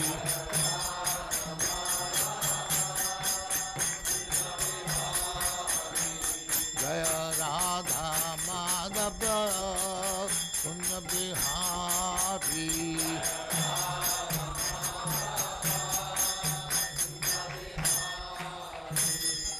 Jaya Muspat Paramangsa Paribrajagacharya Sthattara Smada Bhaktisiddhānta Sarasvati Goswami Prabhupāda ki Jai Ananta Koti Vaishnava ki Jai Ramacharya Sri Haridas Thakur ki Jai Prem se Kaho Sri Krishna Chaitanya Prabhu Nityananda Sri Advaita Gadadhar Srivasadi Gaur Bhakti ki Jai Sri Radha Krishna Mokh Bhaknath Sam Kund Radha Kund Giriyodhan ki Jai Vrindavan Dham ki Jai Navadvip Dham ki Jai Ganga Mai ki Jai Jamuna Mai ki Jai Dwarka Dham ki Jai Swami Bhaktivedanta ki Jai. All glories to the Assembled. All glories to the Assembled. Thank you very much. All glories to you, Śrīla Prabhupada. All glories to you, Prabhupada.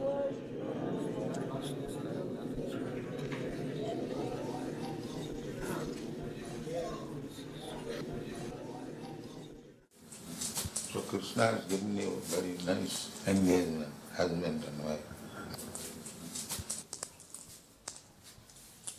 Hare Krishna, Krishna Krishna, Hare Hare, Hare Ram, Ram Ram. Yadabara was filming Prabhupada chanting japa in his quarters, and I was taking still photographs as Prabhupada walked back and forth. Yadabara ran out of film, so he left the room to change his film, and I was there with Prabhupada.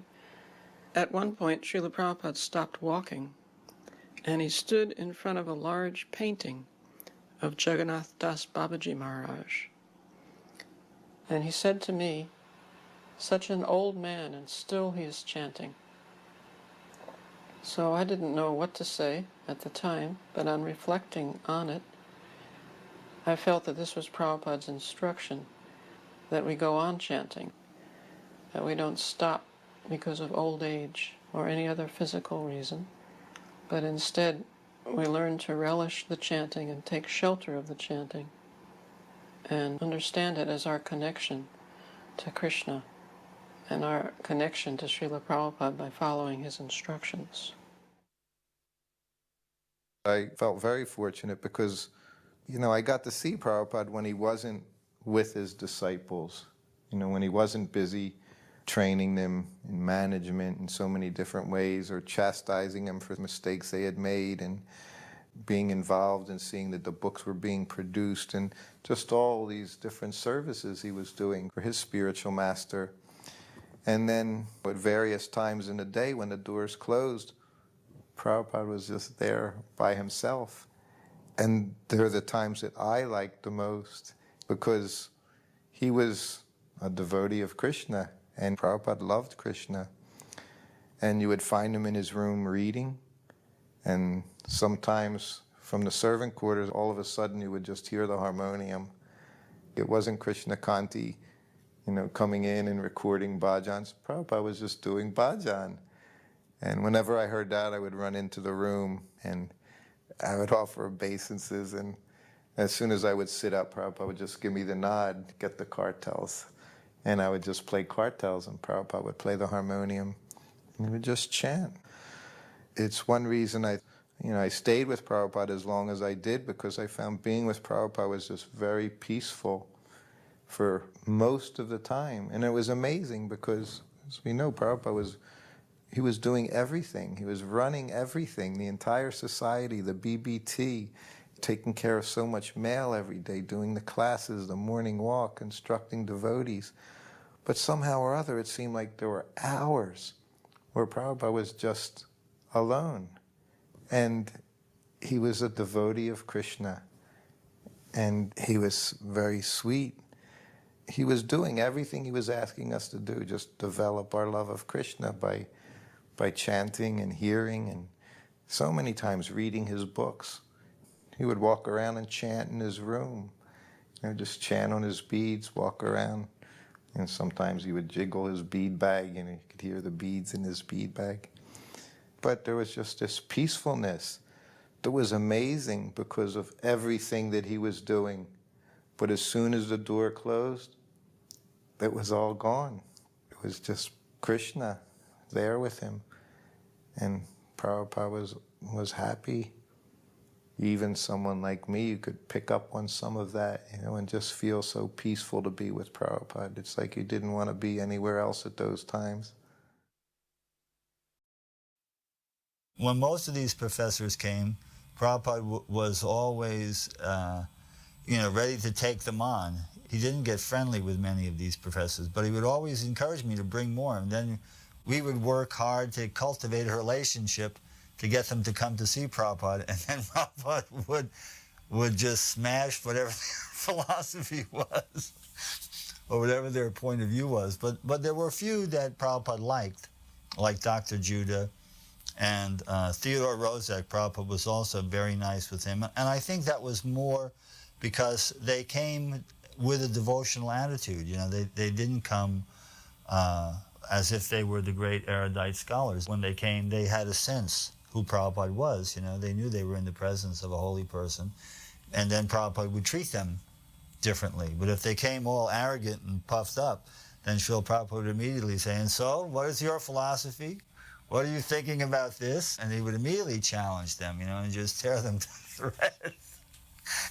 And if you listen to any of the dialogues here, you'll see that Prabhupada would go right at them and usually be very challenging. And I think Prabhupada wanted to use these interactions as ways to give the devotees, the confidence not to be afraid to speak up. You would get a sense that there was kind of like a Japanese kabuki theater drama going on, and Prabhupada was more or less showing you how to do it, regardless of who their positions were, to present Krishna consciousness fearlessly, not to hold back and be overly polite. Especially true if anyone brought up meat-eating subjects. I can remember lots of conversations where Prabhupada would talk about how the cow is already giving you the equivalent of its blood in the form of the milk. What is the reason for killing the cow? Why take its blood when it's already providing you this? That theme would come up a lot. But mostly, he would always get around to talking about how do you think life came about? How was the universe created? Why do you think you're here? Do you think you're the body? How do you substantiate your sense of who you are? Changing body. Those were the most common things that he would speak about. And then he would always bring it around to talking about the Supreme Personality of Godhead, that you are part and parcel, and you can't be happy unless the part is serving the whole, and you won't be happy. He didn't treat anybody other than the way he would deal with regular devotees. Didn't matter who it was. Now, whatever you like, you can do. Krishna never forced him to accept the teachings of Bhagavad Gita. He gave him the independence.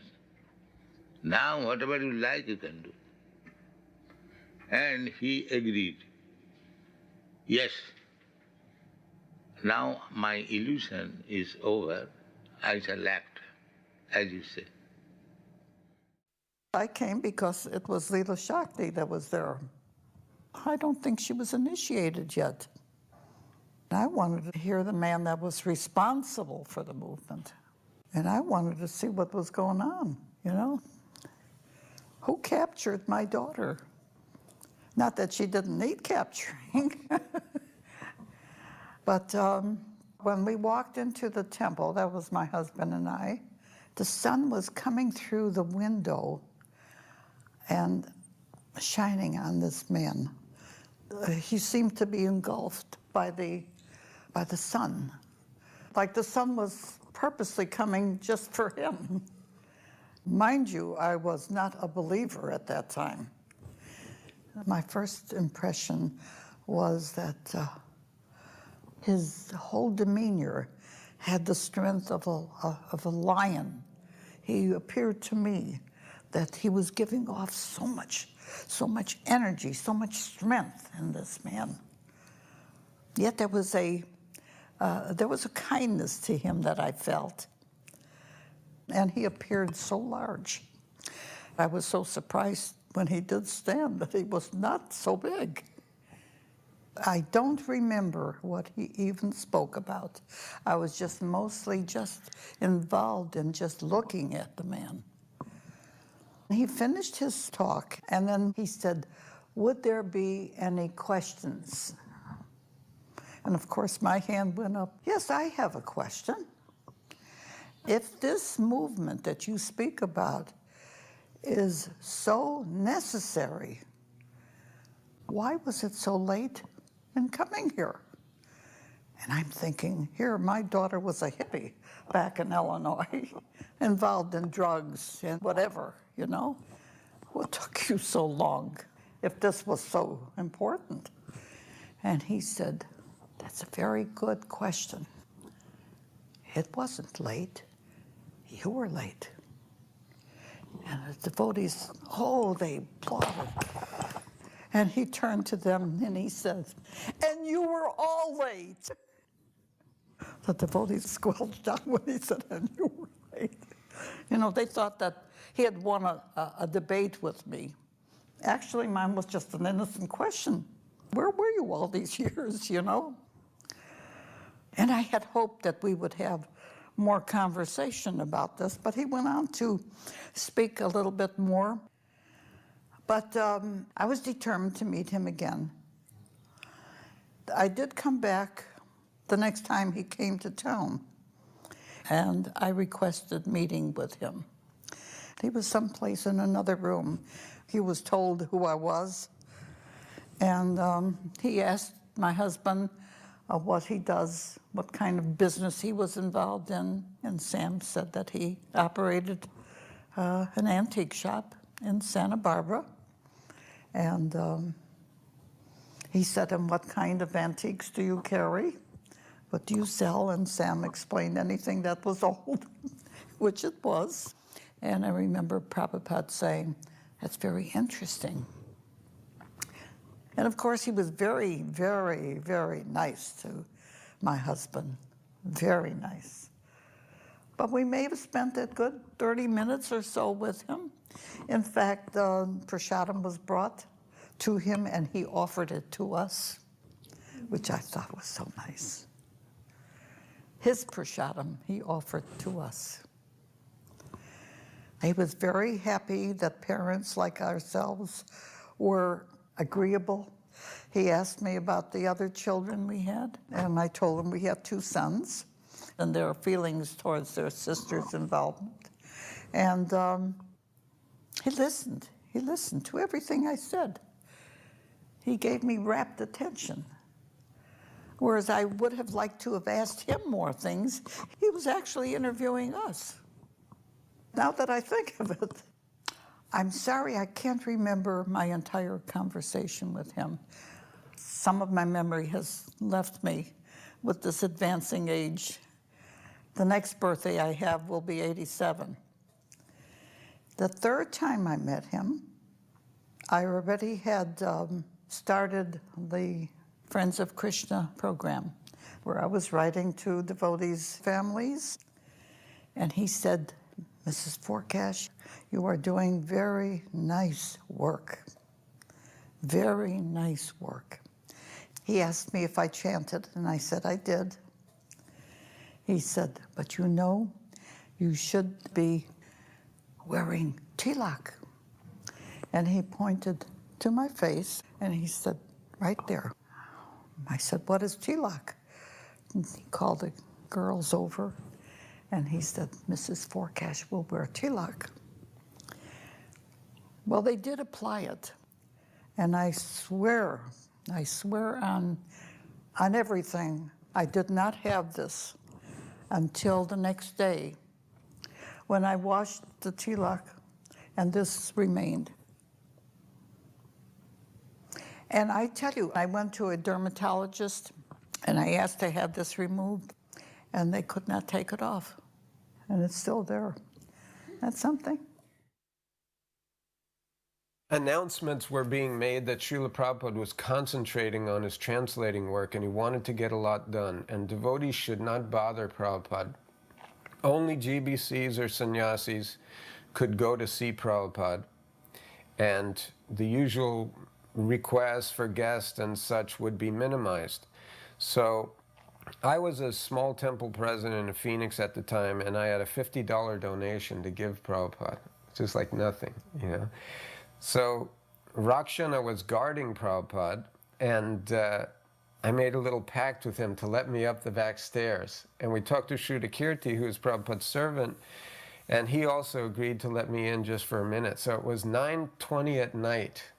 So I was a little afraid of breaking the laws, but I just wanted to see Śrīla Prabhupada so much. And so Shrudakirti opened the door, and I came in behind him, and Śrīla Prabhupada had his hand in his bead bag and was facing away from us, looking out the back window, down the alley past the temple.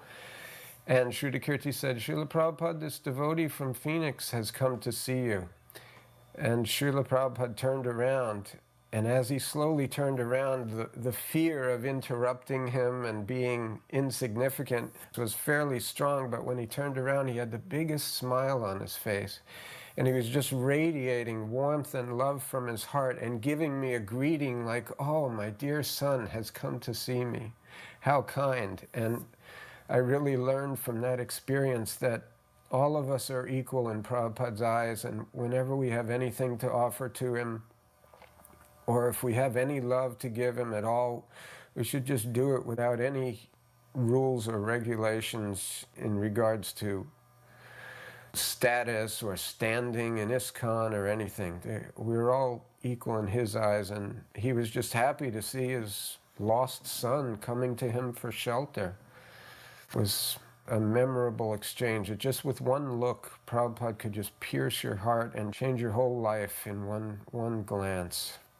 I gave him the check as I was leaving, and he said, "Thank you very much." And then what happened later was about 3 months later, I got a letter from India, from Prabhupada, which was surprising because I hadn't written him.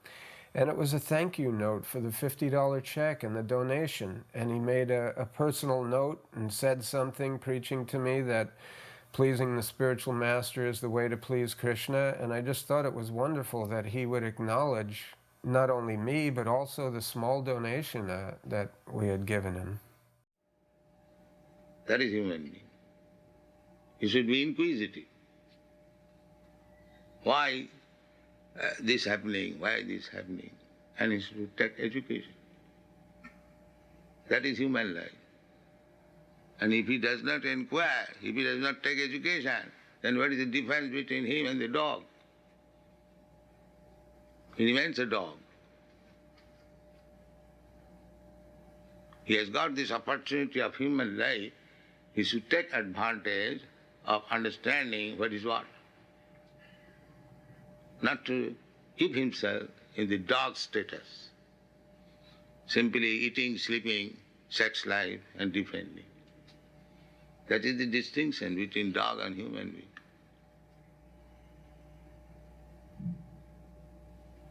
If he does not become inquisitive, how to control the mind? He is not even a human being. And dog never inquires.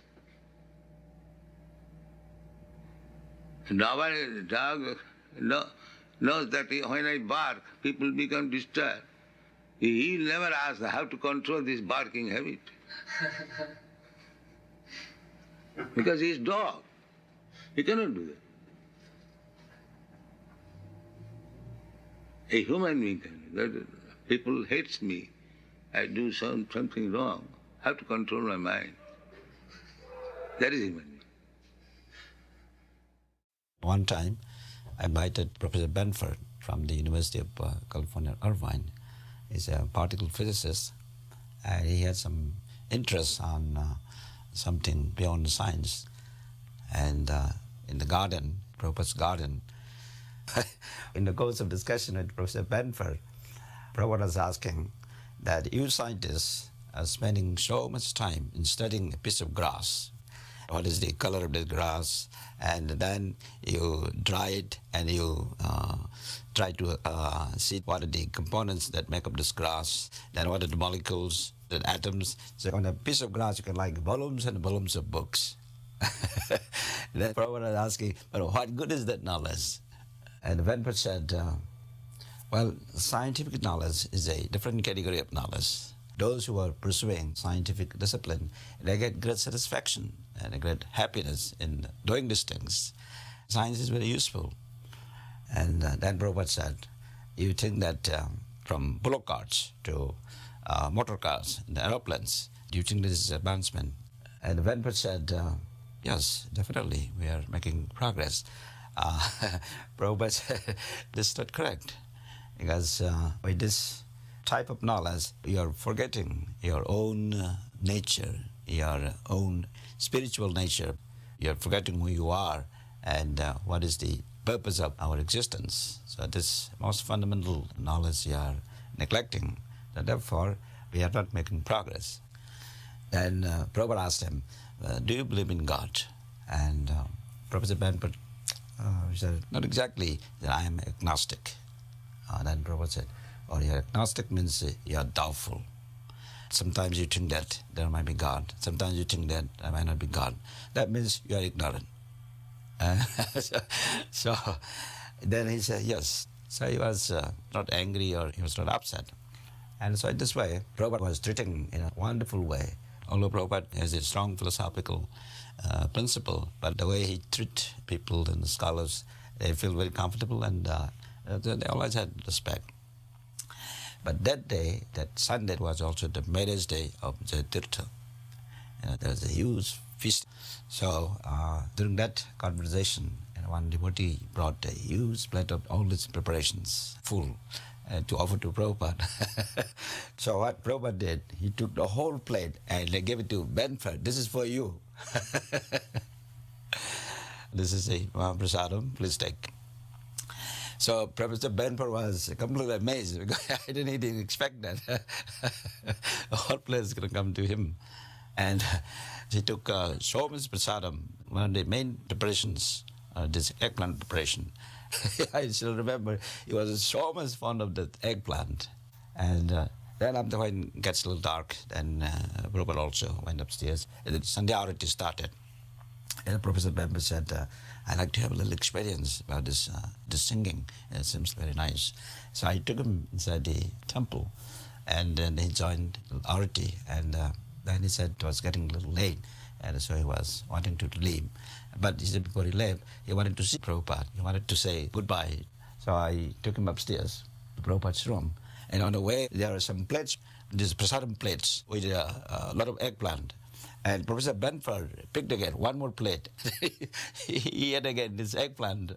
Then after that, we went upstairs to see Prabhupada again.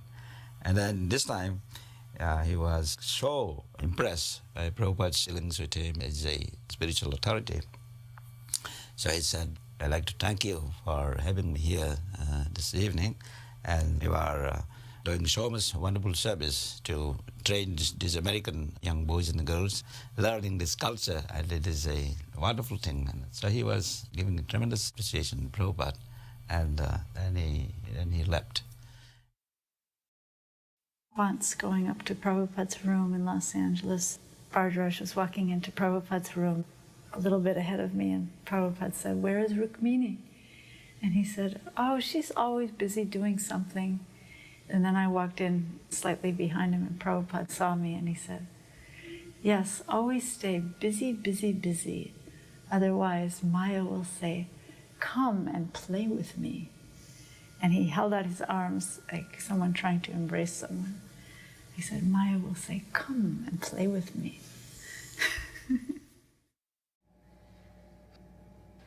Education means enlightenment. You do not know what is the final cause. The huge body is working as nature. So many planets, so many big planets like sun, moon, they are floating in the air. And who has made this arrangement? There we see every day.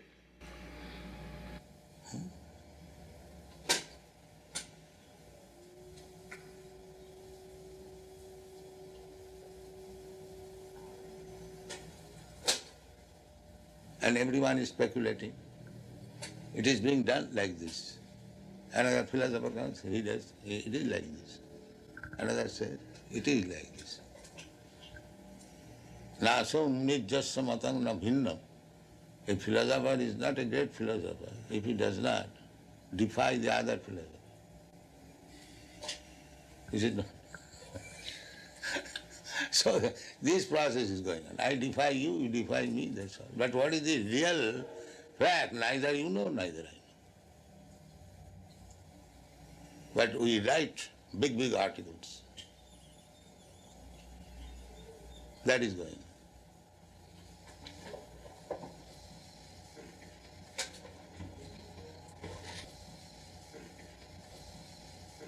I was also a student of philosophy. My professors are all Europeans. So one professor, Dr. W.S. Arkuat, he was our professor for psychology, metaphysics.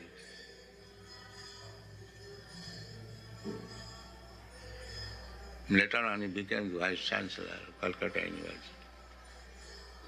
A very nice gentleman.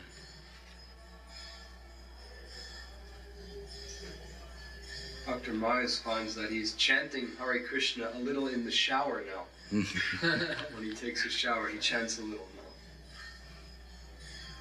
now. One press reporter in the Berkeley University in the beginning, he wrote his article and he read that after hearing this Hare Krishna for a few minutes, I came home chanting all the road Hare Krishna, Hare Krishna. We are living beings, we are conscious, we cannot give up anything, but we are being trained up how to utilize everything for Krishna. That is Krishna.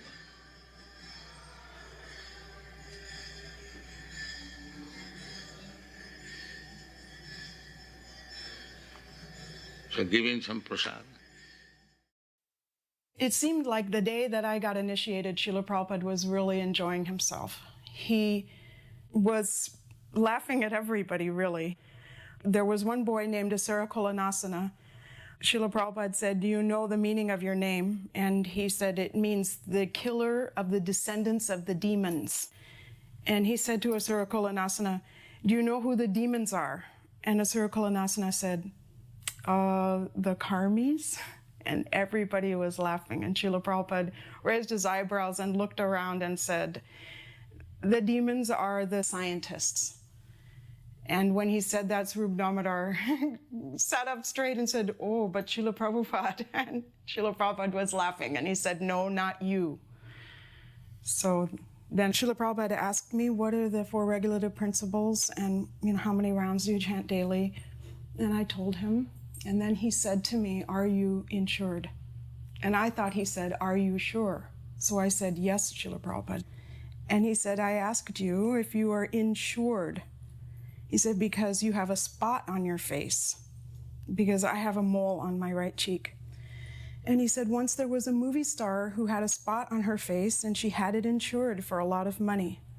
And when he said that, he just laughed, and everybody was laughing. Swarup Damodar, whoever was there at the time, all the sannyasis, he was literally shaking and laughing. And I was so embarrassed, I couldn't even think of what he was saying. I was just thinking, they're all laughing. And then he said, "Krishna consciousness is your only insurance.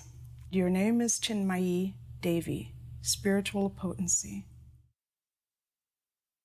The devotees in Los Angeles once arranged for some theologians from University of Southern California, which is nearby the temple, to come to meet Prabhupada.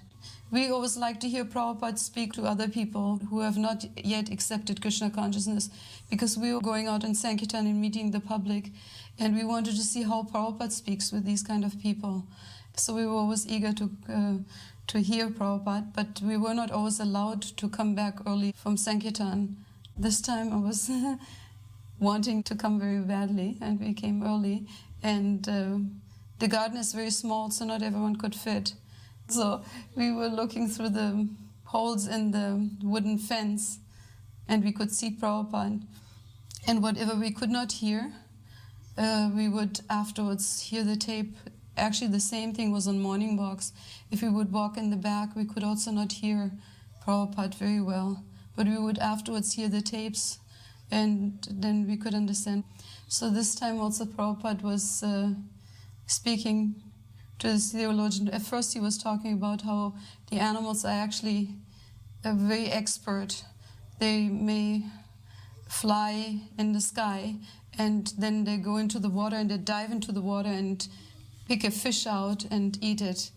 And how an eagle 7 miles up into the sky, he can see from up there where there's a carcass, and he dives down and swoops at his prey. He can see so high. So they're actually very advanced. They can do things that we as human beings even can't do.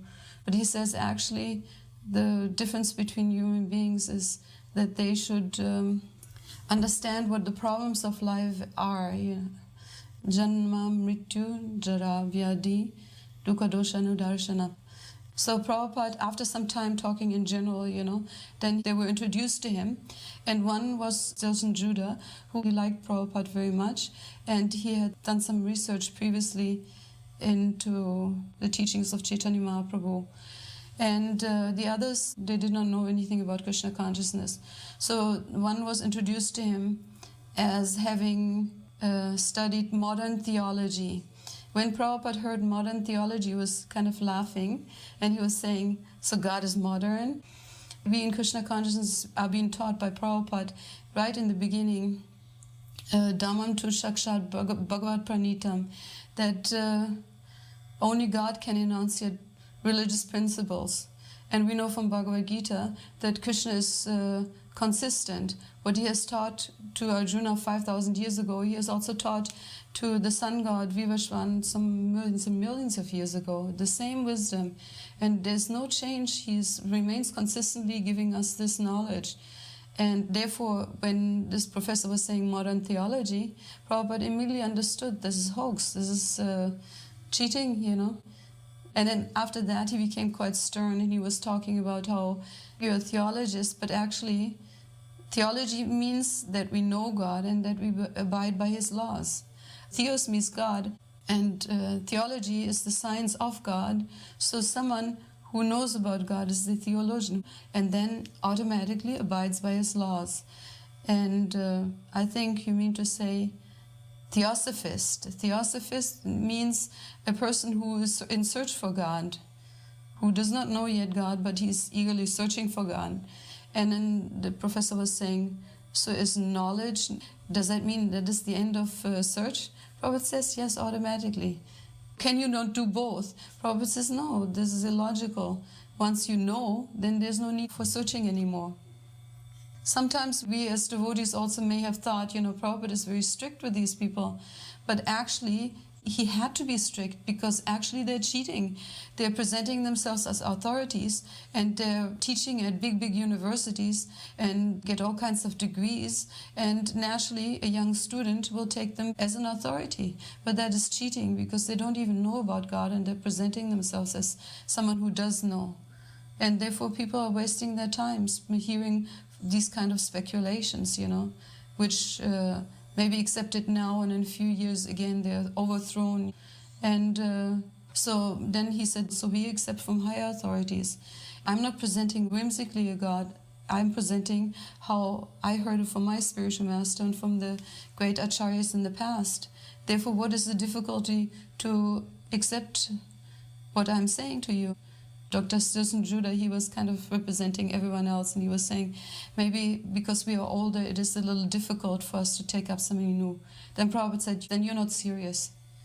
If you really want the truth, if you're really in search of God, when it is presented to you, presented in an authoritative way, then you should accept. So, in a very short time, he showed that it was actually cheating to present oneself as an authority when one has no knowledge. So I came from a family of theologians, and to me this was just extraordinary to hear Prabhupada speaking like this, and that really made it clear in my mind that I have done the right thing by taking up Krishna consciousness and by taking Srila Prabhupada as my authority. Because I could see, previously I was living amongst these people, and even on a dinner table, they would talk like that about God in a very speculative way. And I was never satisfied with that. When I was a child, when I was 12 years, I was praying to God, please let me know more about you. You're very kind that you sent Jesus, but I want to know more about you. And these people were always speculating. And I felt not only that, they were cruel. They were harsh and cruel in their way of speculations. Anyone who couldn't keep up with their arguments, like I was a young girl then. It was always high above my head what they were talking about. And I felt they were cruel. They're not sensitive to anyone else who may truly be interested in knowing. If you're not on the level that you can argue with them, then you were left out. But Prabhupada never gave us that sense. We were always included. He wanted us to know. He was eager for us to understand. So I felt Prabhupada is very kind. That is a real, truly spiritual person. He is knowledgeable, authoritative. He himself has accepted a guru from a line of teachers, and he's presenting Krishna as he is. I just immediately felt comfortable with Prabhupada. I never felt like I was cheated. I never, I felt like Prabhupada is truly an authority that I want to surrender to. And my relationship with Prabhupada was always that I felt really, really close to Prabhupada when I heard him speak. Either he was preaching to someone else or he was giving classes to us.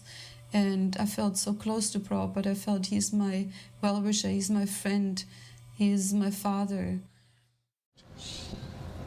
So you may love humanity, but because you do not love Krishna, therefore do not love the cows, you send them around.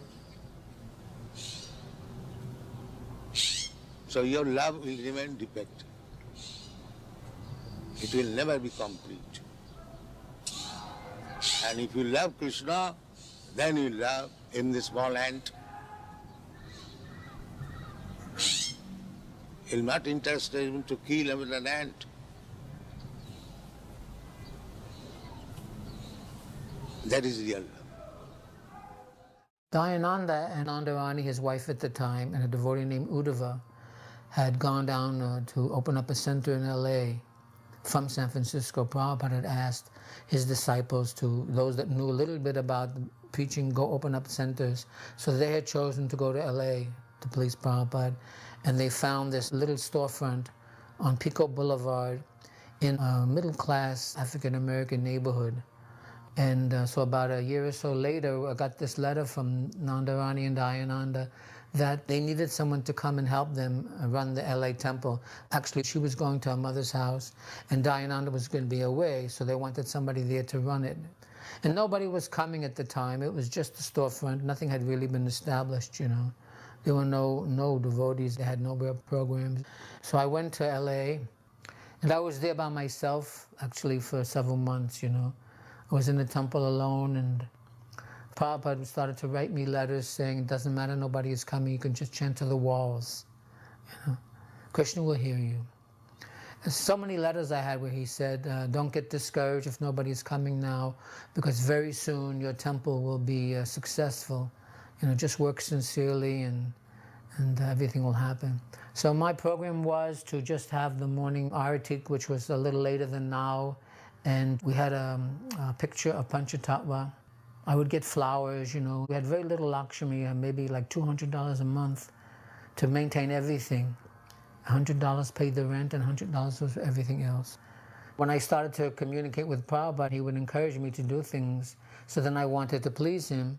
So little by little, I'd make contact. People started to come around and contact with some of the local papers and the free press and put advertisements. And gradually, 1 or 2 people started to come around, and then some devotees from San Francisco came down to help, and things started to progress little by little like that. Mukunda had come, and Umabati had come down and stayed for a while, and we were contacting different places, and Prabhupada used to write that if we make him some engagements, that was the way you'd get him to come to your temple in those days, to have some speaking engagements, preferably at a college, something on television like that. And so I tried to do these things, even though I was petrified of talking to people in those days. I was very timid and very shy. But somehow or other, Krishna gives you the ability to do these things. And so I had some nice clothes from my Karmi days, and I put on a very nice, expensive suit and a tie. We weren't shaved up, but I'd wear tilak. And I went down to some of these stations. Went to, I think, KITV in LA. They had these afternoon talk shows.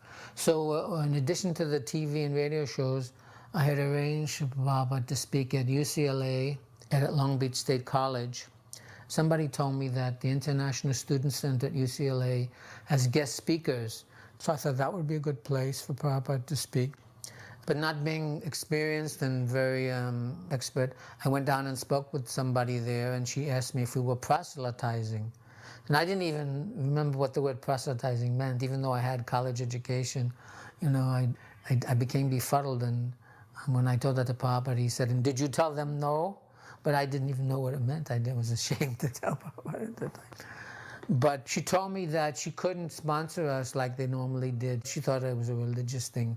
So she said she'd give us the use of one of her rooms, but we'd have to advertise and do everything else. So I thought, well, that's all right. So I went out and I printed up maybe 100 or so flyers, which was really nothing. And I stood on the campus and gave them out. Jayananda sent the money down from San Francisco, and I printed them up because we had no Lakshmi in LA. I realized now it was really like giving out one flyer, It really was so insignificant. But at the time, I thought it was the best that I could do. And we cut up a huge amount of fruit, and Mukunda was in LA at the time. And we drove out there with Prabhupada, and we had this room. It was like a huge classroom, and nobody showed up, not a person. So we're sitting there, and Prabhupada is waiting, and then he finally looks at me and he said, "So, Aniruddha?" And again, I felt like I was so insignificant.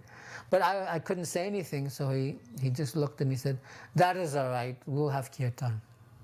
He always made me feel wonderful afterwards, because he knew how timid I was, so he related to me in that way, where some devotees he could really, like Tamal Krishna, he could yell at. With me, it would really shake me up, so he knew how to handle me perfectly. Always made me feel he was so grateful, actually. It just reminds me of what a fool I am. So we had kirtan, and after kirtan, there was an Indian student that saw some Swami inside, so he came in out of curiosity, and he sat down and he had a conversation with Prabhupada. The boy was challenging. Prabhupada was saying, "So tell me, where are your Indian countrymen? Why are they not here?" And the boy had no answer, and he said, after pausing, "I'll tell you, they are lost. Hare Krishna." So that was that engagement. The other engagement was at Long Beach State. They told me I had the use of either an indoor classroom and I could arrange for people to come, or that there was a huge area where all of the students took their lunch, where they had a podium and they had speakers during the day. So I thought that might be better because at least we had some kind of a guaranteed audience. So again, we drive out to Long Beach, and it turns out that it's this huge mall area, the size of almost of a football field. Everybody spread out. I found out later that they'd have any kind of speaker would get up there and speak about any kind of nonsense that would arouse the students. It could be, hippies or whatever. And there was nothing to cover Prabhupada from the sun. I didn't even think about it. So we get out there, and Prabhupada stands up there, and he looks around, and he looks over to me, and he says, "Get me an umbrella," because nothing was covering Prabhupada. And all of a sudden, somebody handed an umbrella. And then Prabhupada looks at me and says, Aniruddha, this is not very nice. I felt very badly. But he sang the normal things in the beginning that he would always sing.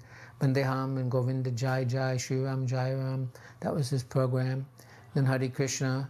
And there was no way of asking questions, so he just spoke something very seriously, you know, something very heavy about Vishnu and four-handed forms and things like that. And then we left.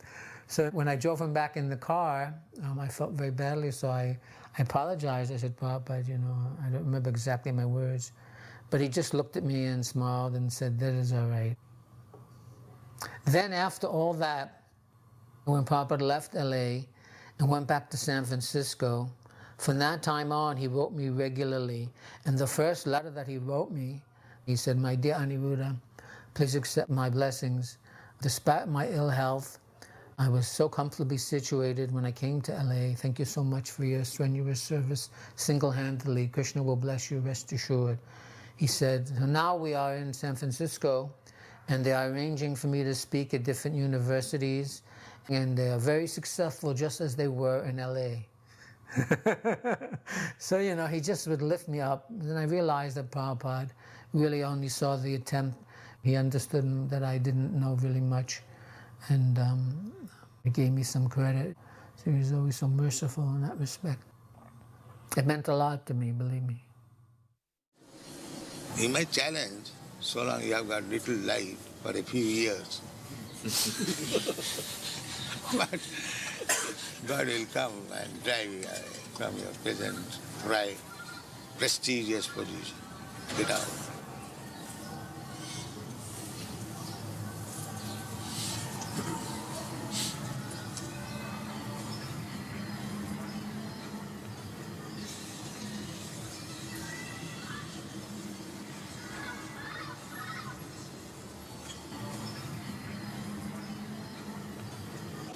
So unless one is madman, he cannot say there is no God.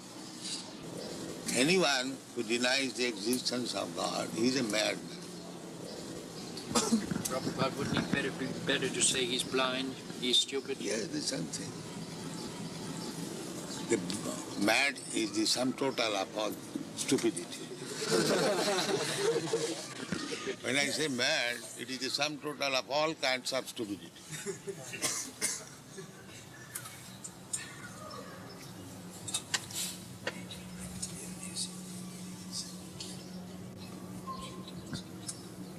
Now you can give them prasadam.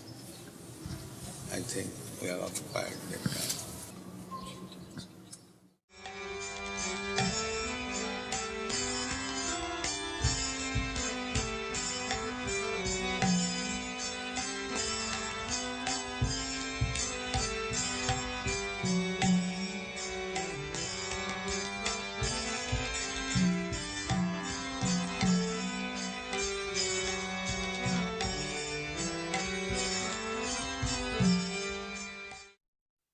All across America, wherever Prabhupada went, he would be taken to the park for the morning walk at 6 o'clock. And wherever he went, you see the parks were empty. Not a single person. This is before the jogging craze, the health craze.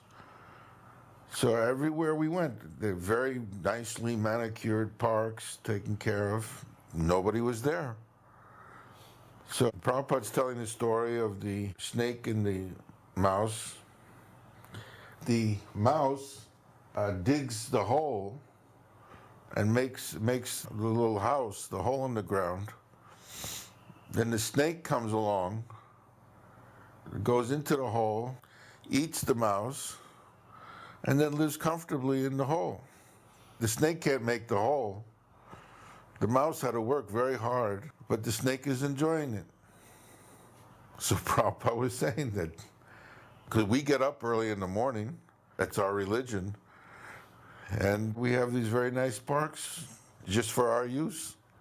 They're maintaining it at their expense, labor, and we're enjoying it. In the winter of 1974-75, I was very sick. with very poor digestion and tried to cure myself with fasting and in a diet with no milk or grains. Well, the diet didn't work, and I lost a lot of weight. Srila Prabhupada visited LA that winter, and when he saw me, he said, "What has happened to you?" I explained my problem, and he said I should just take a little prasad. Then he added it could be selective, but just take a little prasadam. I tried to follow Srila Prabhupada's instructions as best I could and started eating grains and milk and rapidly gained my weight back. On this Denver morning walk, the subject of diets came up, and the devotees were critical of the dieting because that had become somewhat of a fad. When Prabhupada heard the comments, he said, yes, we should all eat prasadam. Let what may happen, happen. Simply, we should all eat prasad. Then Tamal Krishna Goswami said, yes, that's the best thing, Prabhupada. Let us die eating prasadam. And Prabhupada laughed and he said, that is devotee. Let us die eating prasad. So I thought I would add my opinion. And so I said, Srila Prabhupada, I'm a good example that these diets are not good. I can testify. When Srila Prabhupada heard my comment, he stopped and turned and looked at me and he said, the diets are not good, or you are not good. At that moment, my mind went completely blank. I just couldn't say anything. It was really something to think about because, it's not the diet. I mean, the diet is just something that somebody has an idea that this may be good and they embrace that idea. Looking back on it, it was extraordinary how with just a few words, Srila Prabhupada exposed my foolishness. I remember distinctly Prabhupada was talking about the potency of prasadam. And he said that prasadam is so potent that any animal that eats prasadam jumps over all species of life and takes next birth as a human. Then also one godbrother, Padmanabha, was selling incense or jewelry at that time, and he would always drive. That was his Sankirtan. He wouldn't do books, but he would drive. And because of that, he couldn't eat, heavy prasadam in the morning. So that was like a bone of contention because at that time, we'd overload everybody with khichdi and just a huge breakfast prasadam. And generally, when you eat a whole bunch and you start driving, you tend to fall asleep at the wheel. So that was his concern. So he asked Prabhupada about eating other things besides those things that are offered to the deities. And Prabhupada, of course, was very practical in saying that you don't have to eat everything that Krishna eats. Krishna eats very opulently, but you can eat simply fruit, and not that you're forced to eat the opulent things. If it doesn't suit your body and your service well, then you eat simply. So there was a gap in the conversation between the devotees and Prabhupada, at which point I decided I was going to jump in with a question that had been on my mind. I had distributed books for a long time, and I would constantly be bombarded by people's statements. So why don't you get a job? Stop harassing me, why are you asking for donations? And so many comments that would affect my mind and my faith. So I asked Prabhupada, I said, Prabhupada, sometimes we get the comments that, as devotees, that we're trying to escape this material world by living in a temple, asking for donations, and that we're not being responsible human beings and taking up regular 9-to-5 type of jobs. And he responded very kindly in that he didn't blast me for for my lack of faith or lack of understanding of our position as devotees and disciples and followers of Lord Chaitanya Mahaprabhu and in the mood of Sankirtan. And Prabhupada, he went on the entire walk from that point on, talking about this very point. He said, does a rich man's son work? We are sons of Krishna, and Krishna is the wealthiest man. A factory owner, he's very wealthy, but does he work? No, he employs others to engage and do his business. Does that mean that he's lazy, that he's not productive because he himself doesn't work? So he was giving some analogies like that. So he was able to dispel my doubts that morning walk about the non-necessity of having to go back and get a 9-to-5 job, that I was actually doing the proper service. And he was just so compassionate. He would look at me and very lovingly, and if I didn't understand one point, he would come up with another analogy so that I would really get the point. And that's the first time I really felt a personal connection with Prabhupada. And this one morning, I remember he was hammering me on this one point because I kept on saying that the living entity grows. And Śrīla Prabhupada was saying, no, not growing, changing, second by second changing. And for some reason, I just could not understand that concept that the living entity is changing at every second. And like the picture in the book with the different movie frames, I was thinking that the body is growing because I wasn't looking at it as in a spiritual context at all. But I was so conditioned to this way of looking at things. The child is born and then it grows. And Prabhupada was hammering this point home with me. That, no, this concept of growth is wrong. The body is changing. Every second there's a new body and a new body like that, changing. But he must have hammered it on me for about 10 minutes, you know.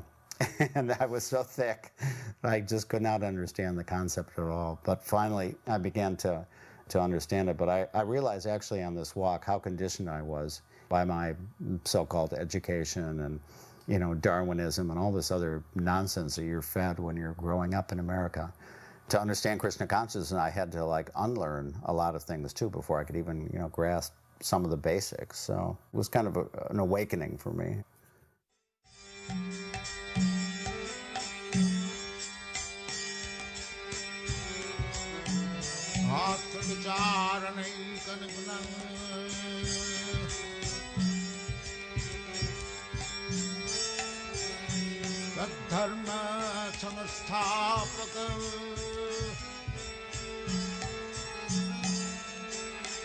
Lokanang hitakarnang dirbhuvane mannang sarannakarang. When Prabhupada came into the airport, they had planned for the television and different people to interview him. So they brought him into a room, but then nobody showed up. And I just remember Prabhupada was very undisturbed. You know, we were all upset that it didn't happen. And then they took Prabhupada back to the temple. The Denver temple's very long, and at that time we just had little Radhakrishna. And when they opened the curtain, Prabhupada immediately called Brahmananda over. And he was saying that little Krishna didn't have a peacock feather on. And we were all amazed that from such a great distance, his Vyasasana was way in the back of that temple, that he immediately saw that and had them fix it. In Denver, it was just after LA, and all of the problems that were there in Los Angeles and the political situations of the organization, of the management of the society were weighing heavily upon him. And at the same time, when he was in Denver, there was an undercurrent, not a major theme, but an undercurrent of problems with householders. There were also other problems with some sannyasis. I forgot who it was. And it seemed to be in America, Prabhupada was very much preoccupied with disturbances. Whereas in India, he was preoccupied perhaps with fighting with people who were trying to take away lands. I think he was less disturbed by that than he was by the disturbances with devotees.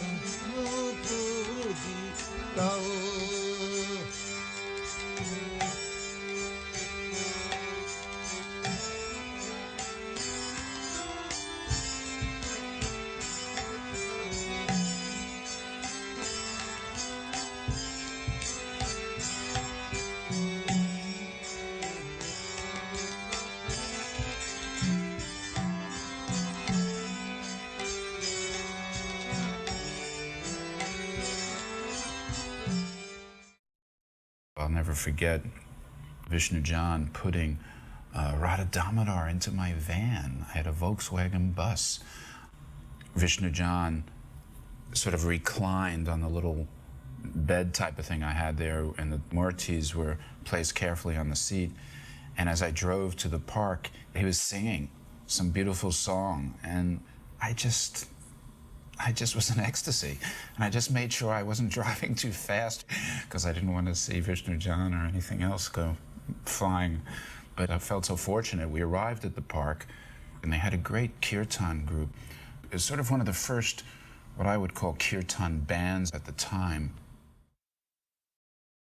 Vishnu John Swami would be playing harmonium and singing, and then we would play the various instruments that he had accumulated over the course of time, like the Esraj that you see Sri Ram here playing, the Ektar, which no one in Iskcon at that time was playing, and then we'd have various sorts of drums and percussive instruments that the other brahmacharis would play or guests would play that were usually musicians.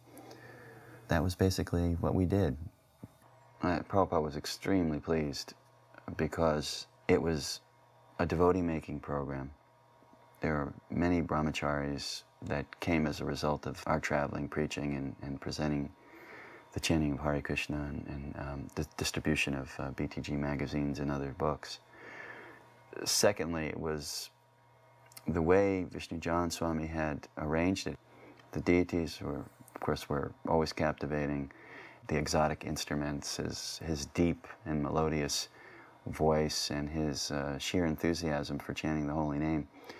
People literally were captivated upon seeing this whole presentation.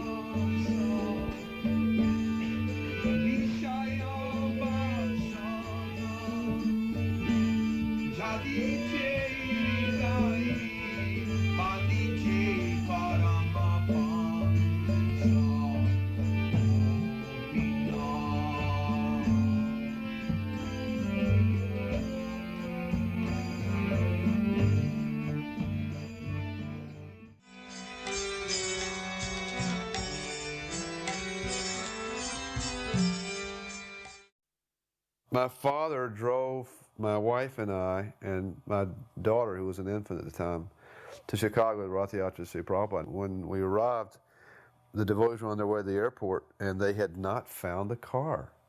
They had some old, inappropriate car to pick up Prabhupada, which was so fortunate for us because my father happened to have a Cadillac at the time. So that car was taken for picking up Śrīla Prabhupada. It was very nice. And then he came back to the temple, and my father was given a chance to meet with Śrīla Prabhupada. So they had a discussion, and my father started with that the Western people were devils. It was sort of a very broad statement. Prabhupada responded, "No, why?" And he said, well, they've dropped the atomic bomb on Japan, and mentioned that when he was in the Pacific in World War II, that some of the sailors used to drop the Japanese prisoners of war off the boat to see them be eaten by sharks for sport. Prabhupada said, no, they attacked you. And my father accepted that. But it was a nice exchange. Prabhupada was very kind and respectful. At the time, my father, I think, he would have been 54 years old, which I thought was extremely old at the time. I'm now 55. I had gotten a magazine at a concert, John McLaughlin and his Mahavishnu Orchestra, and the devotees gave me this magazine. I said, oh, this is Mahavishnu. After coming to the temple for the first Sunday feast, I continued to come. I never missed one Sunday feast. I kept going, started chanting regularly and attending the classes. And on Friday after I got out from work, I would get on the train and try to make it to the temple and stay there all weekend. Devotees would drop me off on Monday at the train station. They would be going on Harinam, and I had to go to work. And finally I said, I don't want to go to this job. I want to stay and chant with the devotees. Finally, after that, I joined. When we were going on the book distribution, I traveled from Chicago to St. Louis to Texas to Oklahoma, Arizona, and all the way up to Los Angeles. And I ended up staying in Los Angeles. But somehow I still wasn't convinced by the devotees' behavior. A couple of things happened that were a little disturbing. So I said, Prabhupada's coming to Chicago, so I'm going to go back to Chicago and meet Prabhupada. And I'll know then for sure whether I'm going to stay in Krishna consciousness or whether I'm going to leave. Took the bus back. It's a very hot 3-day ride on the bus. We were painting the temple and waiting for Prabhupada to come. And finally the day arrived. The devotees were going to the airport. I also wanted to go, but they told me that I couldn't go. I had to keep on cleaning the temple and getting everything ready for Prabhupada to come. When the car was on the way back, they called and says, okay, Prabhupada's on the way. All the devotees should get ready to have kirtan out in the front. So we went outside to wait, and the car pulled up, and Prabhupada was sitting in the back seat. And they opened the door, and Prabhupada got out. And immediately on seeing Prabhupada, just uncontrollable tears just came down my face. And I didn't think I was a crybaby type, but something that was just uncontrollable. I couldn't control it, but then I knew that actually, yes, this is the messenger of God. I was completely convinced from that point that Prabhupada was definitely Krishna's representative. There was no doubt about it. So I said, okay, Krishna, I'm not going anywhere. And I made a vow at that time that actually I would continue to serve Prabhupada regardless, no matter what actually happened, in the long run. Whoever went, whoever stayed, that somehow I would continue serving Prabhupada. The day before Śrīla Prabhupada left Chicago, there was a great celebration in the temple. 4 small sets of Sri Sri Gaura deities, brass deities, were installed. And while the devotees chanted the maha-mantra and read from the Bhagavatam and other scriptures, the deities were given a full abhishek, and then they were dressed, and then each set was carried out to a different bus, a Radha Damodar bus. And each set was to preside over that bus while the devotees preached and sold Prabhupada's books. So when that was complete, Śrīla Prabhupada gave a talk, and he mentioned how pleased he was that now with these buses, devotees could go from town to town and city to city and distribute books explaining the science of Krishna consciousness. He said, materially, racing around will not help us in spiritual life. We were allowed to be advanced materially, but we should never forget our spiritual duty and our spiritual identity. If we do forget those things, then our human form of life is wasted. So after this talk, then there was an initiation. 75 devotees became initiated at this time. And we could see how Prabhupada was pleased by the devotees' efforts, how Krishna consciousness was being spread successfully. This pleased Prabhupada very much.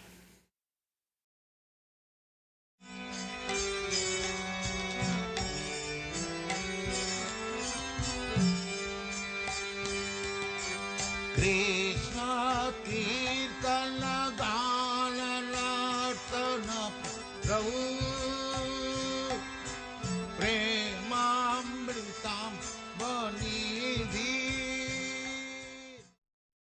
I was fortunate to film Śrīla Prabhupada at the airport arrival in Philadelphia, and I remember how thrilling that was, because when he would walk through the airport and everybody chanting and dancing in ecstasy, it was an experience that's hard to describe, how satisfying it is to be in his association in public with so many devotees.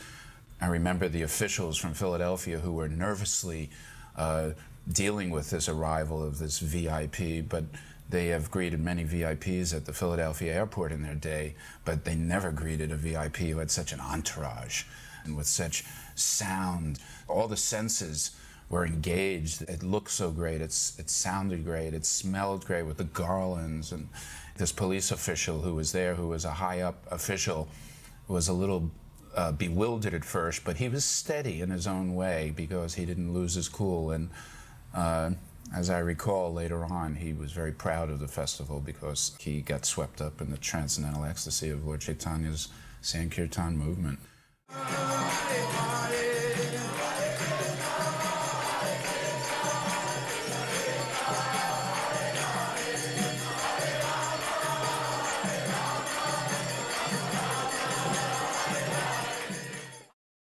all the devotees rushed to the arrival gate to meet Śrīla Prabhupada. And Ambojaksha, who had never seen Śrīla Prabhupada, turned to me and said, "What should I do? Where should I go? Tell me what to do." He actually said that to me. "Tell me what I should do." And I said, "Ambojaksha, just go stand by the asana that's been set up for Śrīla Prabhupada, because you know he's coming there, and you can position yourself right next to Śrīla Prabhupada." So we agreed, and we both went there. So as Śrīla Prabhupada came and sat down, a devotee lady approached Ambojaksha with this huge plate of fresh cut fruit for Śrīla Prabhupada and gave it to Ambojaksha. So Ambojaksha offers the plate to Prabhupada, and Prabhupada takes one fruit, pops it into his mouth, and then does the Bengali drinking style with the water. And for Ambojaksha, it was just perfect. This is the first time Prabhupada had been to Philadelphia, when there was a temple there. Before, he stopped off at Butler. On the way back from Butler to New York, he stopped off at the University of Pennsylvania, October of '65. Then he came to Temple University once, spoke in Swami Nikalananda's course, made some devotees too from another program. Prabhupada also met with scholars while he was in Philadelphia. Tom Hopkins, who he was really, really quite favorable to. And this professor from the Temple University, my religion department, Vibhuti Yadav, and Prabhupada raked over the coals. It was so heavy with him. Prabhupada said to him, "What do you teach?" He said, "Hinduism." Prabhupada said, "And what is that Hinduism?" And Professor Yadav made the mistake of saying, "I don't know. Now you tell me, what is that Hinduism?" Prabhupada said, "Oh, you're teaching. You do not know?" He said, "This is our Swarab Damodar. He's also a PhD. Let us ask his opinion. He says he's teaching, but he says he does not know. What is your judgment?" On cue, Swarab Damodar says, "Cheater, Srila Prabhupada, that is called cheater." This is how it starts. Prabhupada says, "So, he's called you a cheater." It got heavier and heavier. Finally, Yadav admitted he was a cheater. He said to Prabhupada, "Yes, I'm a cheater, but I'm an honest cheater." Prabhupada didn't give him a break. He said, "You say you are honest, but the judgment of a cheater cannot be accepted." So he was demanding that Prabhupada tell him what Hinduism is. And Prabhupada said, "First, you become shaven-headed like these. Then I will teach you. Tadvidi pranipatena pariprashnena sevaya." Vibhuti Yadav says, "I did when I came in, I offered my pranams." He folded his hands together. And Prabhupada said, "Then my first instruction to you is stop this cheating business." Oh, and the GBC and everybody were just shooting daggers at me, because Prabhupada was quite visibly angry. And I didn't know what to do. I had brought him and everything. And there were some graduate students there, or friends of mine, who couldn't believe it, what Prabhupada was doing to him. Another point, Prabhupada had quoted the verse, "Mamekam sharanam braja," just surrender to me. What is the meaning of surrender? Yadav said. Prabhupada turns to his secretary, "Hand me a dictionary." And Yadav bristled. He says, "No," he says, "I want the Sanskrit etymological meaning of sharanam braja." Prabhupada leaned back and looked at him and said, "We cannot waste our time." He said, "You don't want a guru, you want a Sanskrit teacher." So finally Yadav left. And the GBC were gathering around Prabhupada, showing him favorable newspaper articles about Gita Nagari and trying to calm him down. I felt so horrible. But the next morning, I was driving Prabhupada for his morning walk. I'd stayed up all night long thinking of an apology. And he got in the car, he started driving, and said, "Srila Prabhupada, I'm very sorry. I brought that professor to see you. I didn't know he was such a demon." And Prabhupada looked at me. He said, "Oh," he said, "No, it's all right." He said, "At least he was chastised."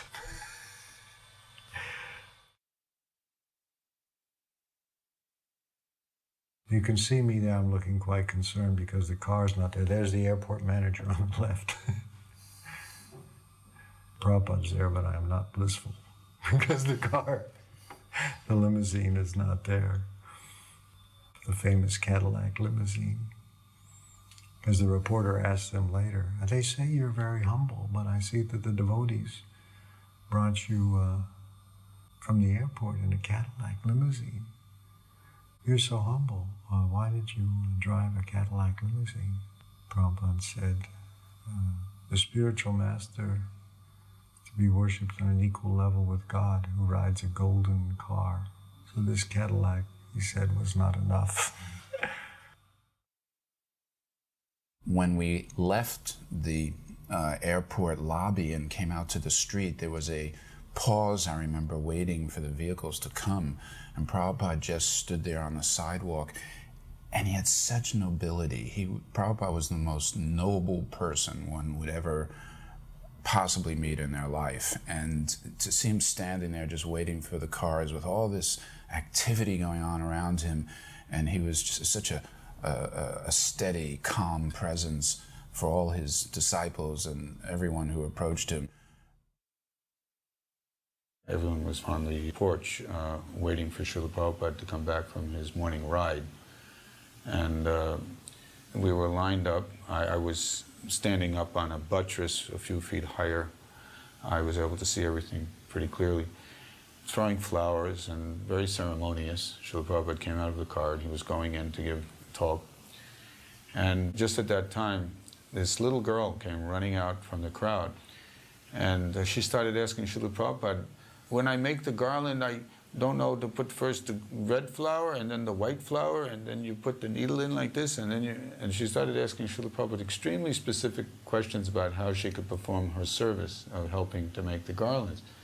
And Śrīla Prabhupada very lovingly looked down, and instead of directly answering with words, he took off his own very opulent garland and put it on this little girl's shoulders and said, just study how this is done and then you can do it nicely. And everyone was very happy with that exchange, especially the little girl. Śrīla Prabhupada is ushered into the temple room, small temple room, and he's surrounded by GBCs, and then the rest of the men came in. And it was so small that the ladies couldn't even come inside. There was one window on the side of the room, and their noses are pressed against the window, trying to see, at least see, Śrīla Prabhupada, and Prabhupada's about to speak. And then Prabhupada notices them in the window, and Prabhupada says, you have to make room for them. They want to hear. Remember that. They want to hear. So he insists that all the leaders and then the rest of the men squeeze in closer to him so all the ladies can come in and hear. And it just struck me how he did that, because Prabhupada was always very attentive to everything that was going on. And he saw them, how eager they were, and he just immediately, you have to make room for them. They want to hear. For Srimad Bhagavatam class, Prabhupada was reading from the story of Ajamila. He had somebody else recite the verse in purport, and that devotee said, then Ajamila cried out 3 times very loudly, Narayana, Narayana, Narayana. Prabhupada said, have I said 3 times? It is not 3 times. Once is sufficient. Then at the initiation, someone else had chosen the names for the initiates. So they'd call the person up by their regular name, and then Prabhupada would ask what was their new devotee name, and the devotee would read from the list. I think it was Brahmananda. And several times Prabhupada would change the name. They had mentioned some name, and Prabhupada said, what is this? He said, it's supposed to be Bhubrit, meaning one who carries the planets. This name you have chosen means one who carries a heavy load. He said, where did you get these names? That's my son Yudhishthira up there on the card. And Prabhupada joins us later on in the parade. It was a very long parade. And this year we're starting right in front of Independence Hall. We're going down Walnut Street and ending up at the Philadelphia Museum of Art.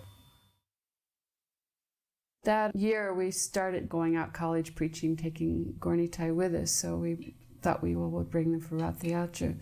They sort of hide Subhadra But by the next year, we had heard instructions that in the future that Gaur Nitai should be brought on a palanquin separately, but not to ride up on the cart with Lord Jagannath.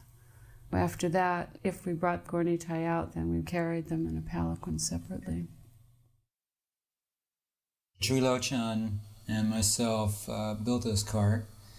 We started about a year ahead of time because we knew Prabhupada was coming and we wanted to do something really, special. And we would just go to these demolition places that would tear down big commercial buildings. And Trilochan would just start going up to them and asking them to donate wood. And before you know it, we had these big, huge, long pieces of timber. Some of those beams were like 12 inches thick. I mean, they were huge pieces of wood. And so we just started building the cart based on what wood we had. No idea how big it was going to end up. And before you knew it, it was over 50 feet long. And then we had to come up with some idea for wheels because we had such a big frame. So then we went to some electrical companies and we got these big spools that they would wrap wire around them. And the biggest ones they had were 8 feet in diameter. Each wheel was 3 of these put together. And after we put them together, we rented this big industrial bandsaw. And they were so heavy, and Trilochan and I were cutting these scallop edges around the wheels to give it this design. And then after we made the scallop edges, we would get these oak 2x4s, and we made spokes. And we had one devotee, Jim Newsham, he was a welder, and he welded the hub. We put it all together. Anyway, Prabhupada really liked these wheels. At one point after the parade, he stood there watching the wheels for about 15-20 minutes. And he asked Rabindra who built these wheels. And so Rabindra told him, and then he said, these boys are descendants from the architects of heaven. He really loved those wheels. So then we built this big, dome to go on top of it, and then we're trying to think of different ways to decorate it, and we have some artists, Kim Murray was one of them, and some other devotees came out and painted all these beautiful designs. Padaraji, made this beautiful canopy, and they're, painting all these swans around the cart. And, I mean, the whole temple was just buzzing around like bees, thinking that Prabhupada's coming, and we really wanted to make this cart special. And then when we finally had it all together, Lieutenant Fensel came by, who was giving authority for parades, and when he saw this chariot, and he saw the size of it, he said, "You're crazy." He says, "There's no way this is going to go down the streets of Philadelphia." And so we went over to him, we showed him, because we have a permit. We gave the sizes, when we applied for the permit. And he says, "I don't care what that permit says." He says, "There's no way you're going to take this cart down these streets." So Trilochan and I tried to convince him, and then Rabindra came, and he tried to convince him. Finally, it was Rupanuga. He came, and very authoritative, like somehow or another, he convinced this Lieutenant Fensel that we could do it. And so during the parade, this Lieutenant Fensel just kept following the parade, and there was different times when we had to fix things underneath the cart, and by that time he was like so much into it. He actually came underneath the cart himself.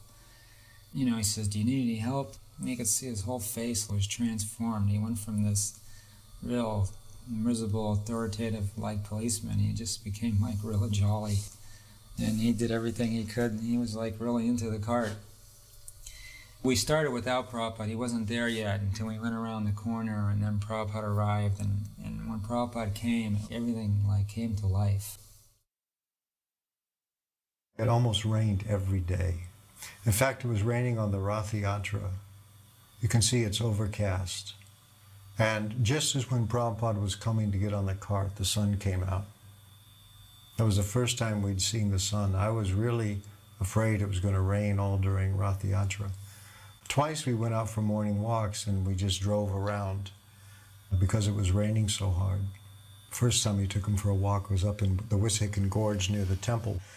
The Wissahickon Gorge it's a forest in the middle of the city. Prabhupada said, "What is this jungle doing in the middle of the city?" And at that time, people were preaching there was a food shortage, and so he said, all these should be cut down and it should be planted. There's sufficient space to grow food for everybody. So then the next time we took him for a walk along the river where there's more like a park, and he liked that much better. But it was so rainy, Prabhupada said, this is just like India. He said in Puri it's always raining during Rathayatra time. From way up the street, the devotees parted and the car stopped, and Śrīla Prabhupada got out of the car and walked toward the cart. It seemed like it was a great distance to me, but my very distinct memory is that as Prabhupada approached the cart, I was privileged to witness the meeting of great personalities, the meeting of Śrīla Prabhupada and Lord Jagannath, and I felt suddenly as if the devotees had melted away, the sound of the kirtan was from a distance, and I had a little peephole into this extraordinary exchange. The moment when Śrīla Prabhupada and Lord Jagannath greeted one another. I was insignificant in that exchange. I was just a little ant with a little glimpse, and it was profound. It was bigger than any emotion I've ever experienced. It was beyond this material world. He offered his obeisances right on Walnut Street. My daughter said, this is the way she used to think, that street is so dirty, that's so muchi. How could Prabhupada put his head bow down on the muchi street? I know he looked at it first, and by his glance he purified it, and that cleansed it, and then he bowed down. That's what she figured it out really fast. I don't think Philadelphia had seen such a huge crowd of devotees ever when Prabhupada was there. Every time the car would stop for a while, Prabhupada's lap would fill up with money. People would come up, offer obeisances, and put donations in his lap. In the parade, I stationed myself right next to the wheel of the cart, right next to Prabhupada, and I had my son up on my shoulders.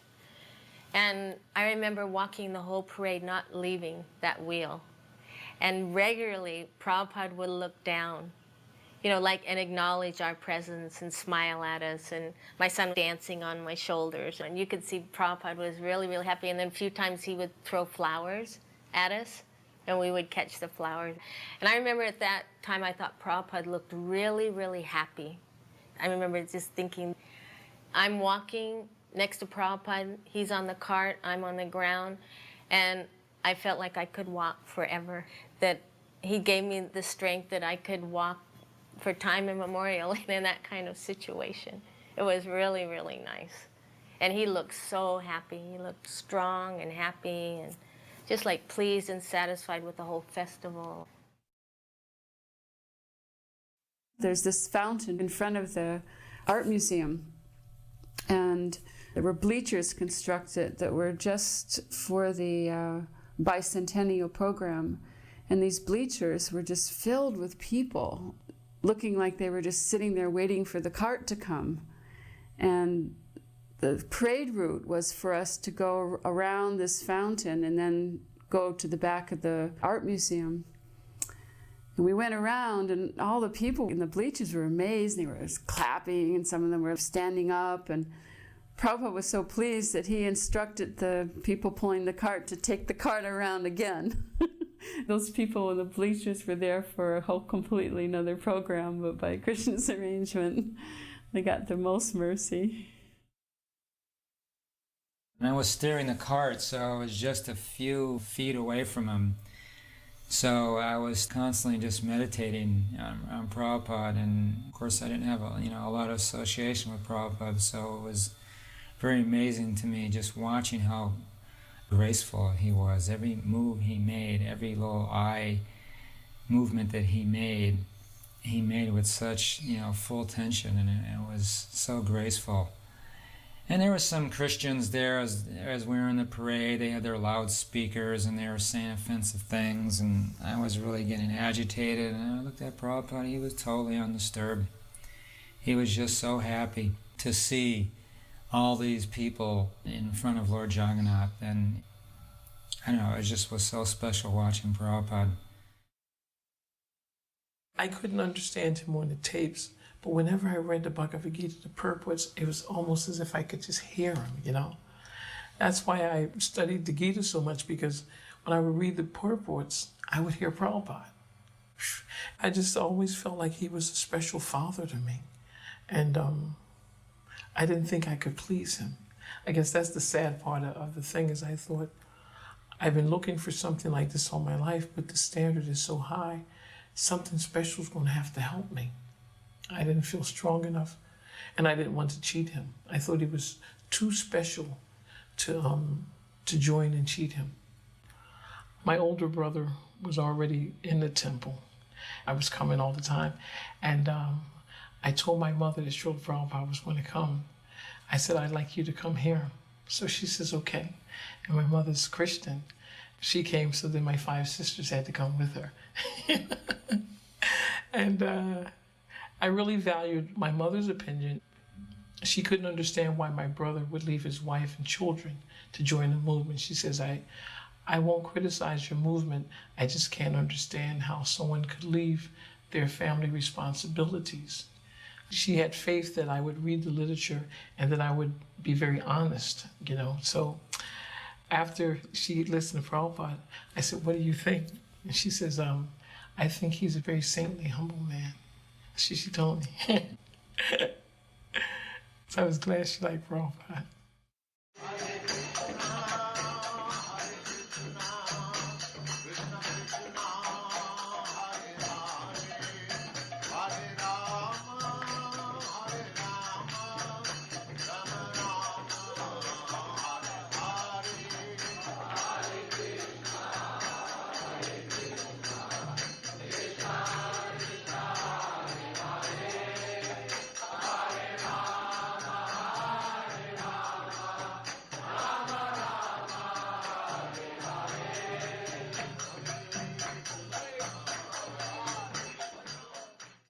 When we finally arrived at the park in Philadelphia, I remember there was an immense crowd there, and there was a great vista. It reminded me almost of Washington, D.C. and the Mall, and Martin Luther King when he gave his famous speech, I Have a Dream. And so many devotees were there, but then there were so many people from the city of Philadelphia who just happened to be in the area, and everybody stayed.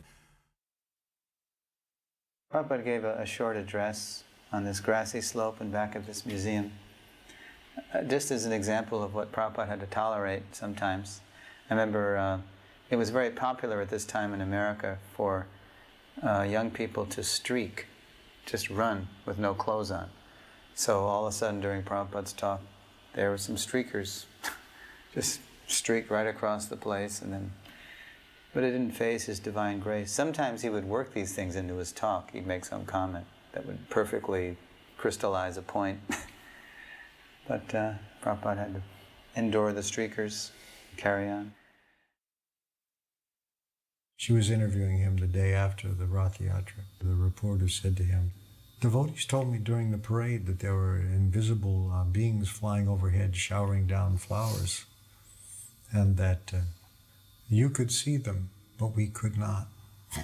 I was thinking, what an idiot. Talk to this reporter. She said, is that true? Prabhupada said, yes. He said, you cannot see them because you are envious of the spiritual master.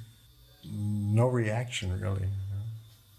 The article giving the amount of hostility she had was not bad. It was a big Sunday feature article for the magazine. Try to read, try to understand, and take it very seriously, and you will be happy. Thank you very much.